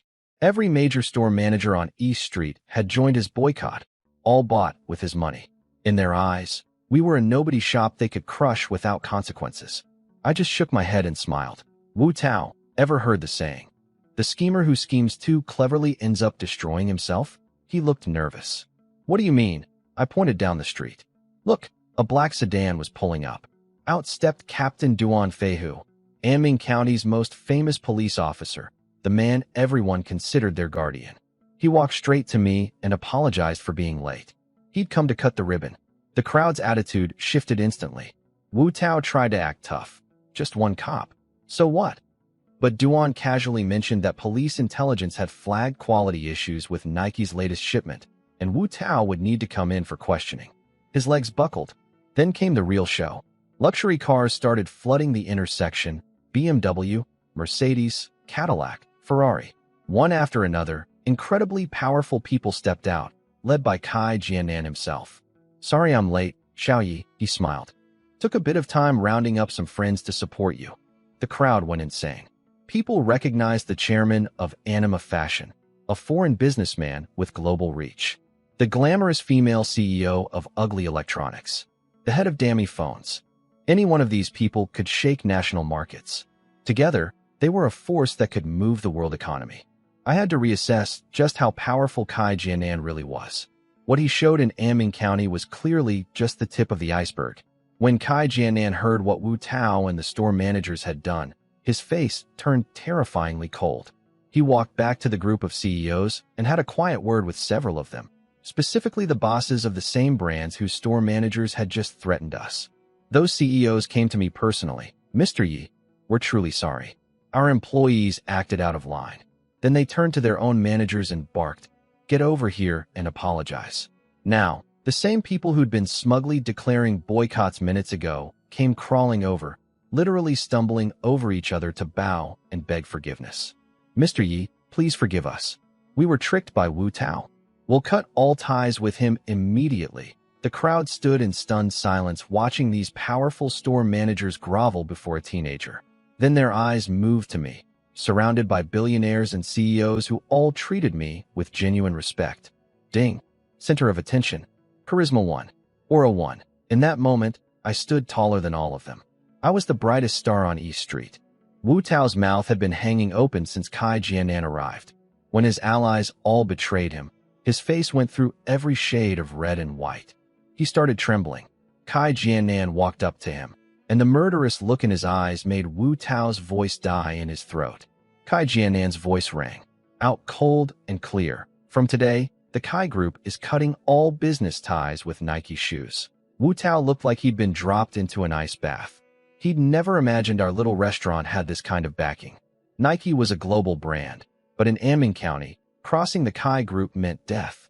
If headquarters found out it was all his fault, his career was over. His legs gave out, and he collapsed to the ground. But it got worse for him. An ancient red Hongqi sedan, the kind only the most powerful people in the country drove 30 years ago, rolled up to our door. Kai Jianan himself rushed forward to help the passenger out. It was Fu Huayong. The crowd went absolutely wild. Fu Huayong wasn't just some math association president. That was his hobby. His real identity was a legendary war hero whose name appeared in news broadcasts, magazines, and school textbooks. Even the nation's highest leaders reportedly consulted him on policy. He was untouchable. When he shook my hand warmly in front of everyone, the crowd's minds collectively exploded. The biggest five-star hotel in the county had once begged Fu Huayong to attend their opening, and he'd refused. Yet here he was, at our little restaurant. Someone in the crowd muttered, "Who said the guest list was pathetic?" "This is a universe-level lineup," Fu Huayong overheard and joked. "Do I really look that shabby?" Wu Tao heard this and fainted on the spot. A cleaning lady eventually wheeled him away on her trash cart to the Nike store across the street. The ceremony company people who'd been fleeing earlier stood frozen mid-retreat, unsure what to do. Their pretty MC called her boss again to report the situation. After a long silence, all she heard was a single explosive curse word. When they sheepishly tried to come back, I blocked their path. "Our contract is canceled." The MC tried everything, begging, bowing, even pulling her dress down to show some shoulder. I didn't blink. Ding. Resisting temptation. Willpower 1. I told her to tell her boss that a company that abandons clients at the first sign of trouble would never work with us again. Then I turned to the assembled business leaders. I'm sure none of you would want to work with such an unreliable company either, right? One by one, every CEO spoke up. Dammy phones, cutting ties, ugly electronics, refusing future cooperation. Even the Italian chairman of Anima Fashion shook his head. In my country, companies like yours would be boycotted by every businessman. The MC collapsed to the ground, finally understanding what it felt like to be collectively blacklisted. Except this boycott came from the most powerful people in the business world. Her company was finished, not just in Aming County, but everywhere. Mr. Yi, please, get out, I said. Get out. The crowd echoed, hundreds of voices strong. The ceremony staff slunk away with their tails between their legs. Kai Jianan offered to call the best ceremony company in the county to replace them. I shook my head and smiled. Why rely on others when I can rely on myself? He paused, then looked at me with a new spark of respect in his eyes.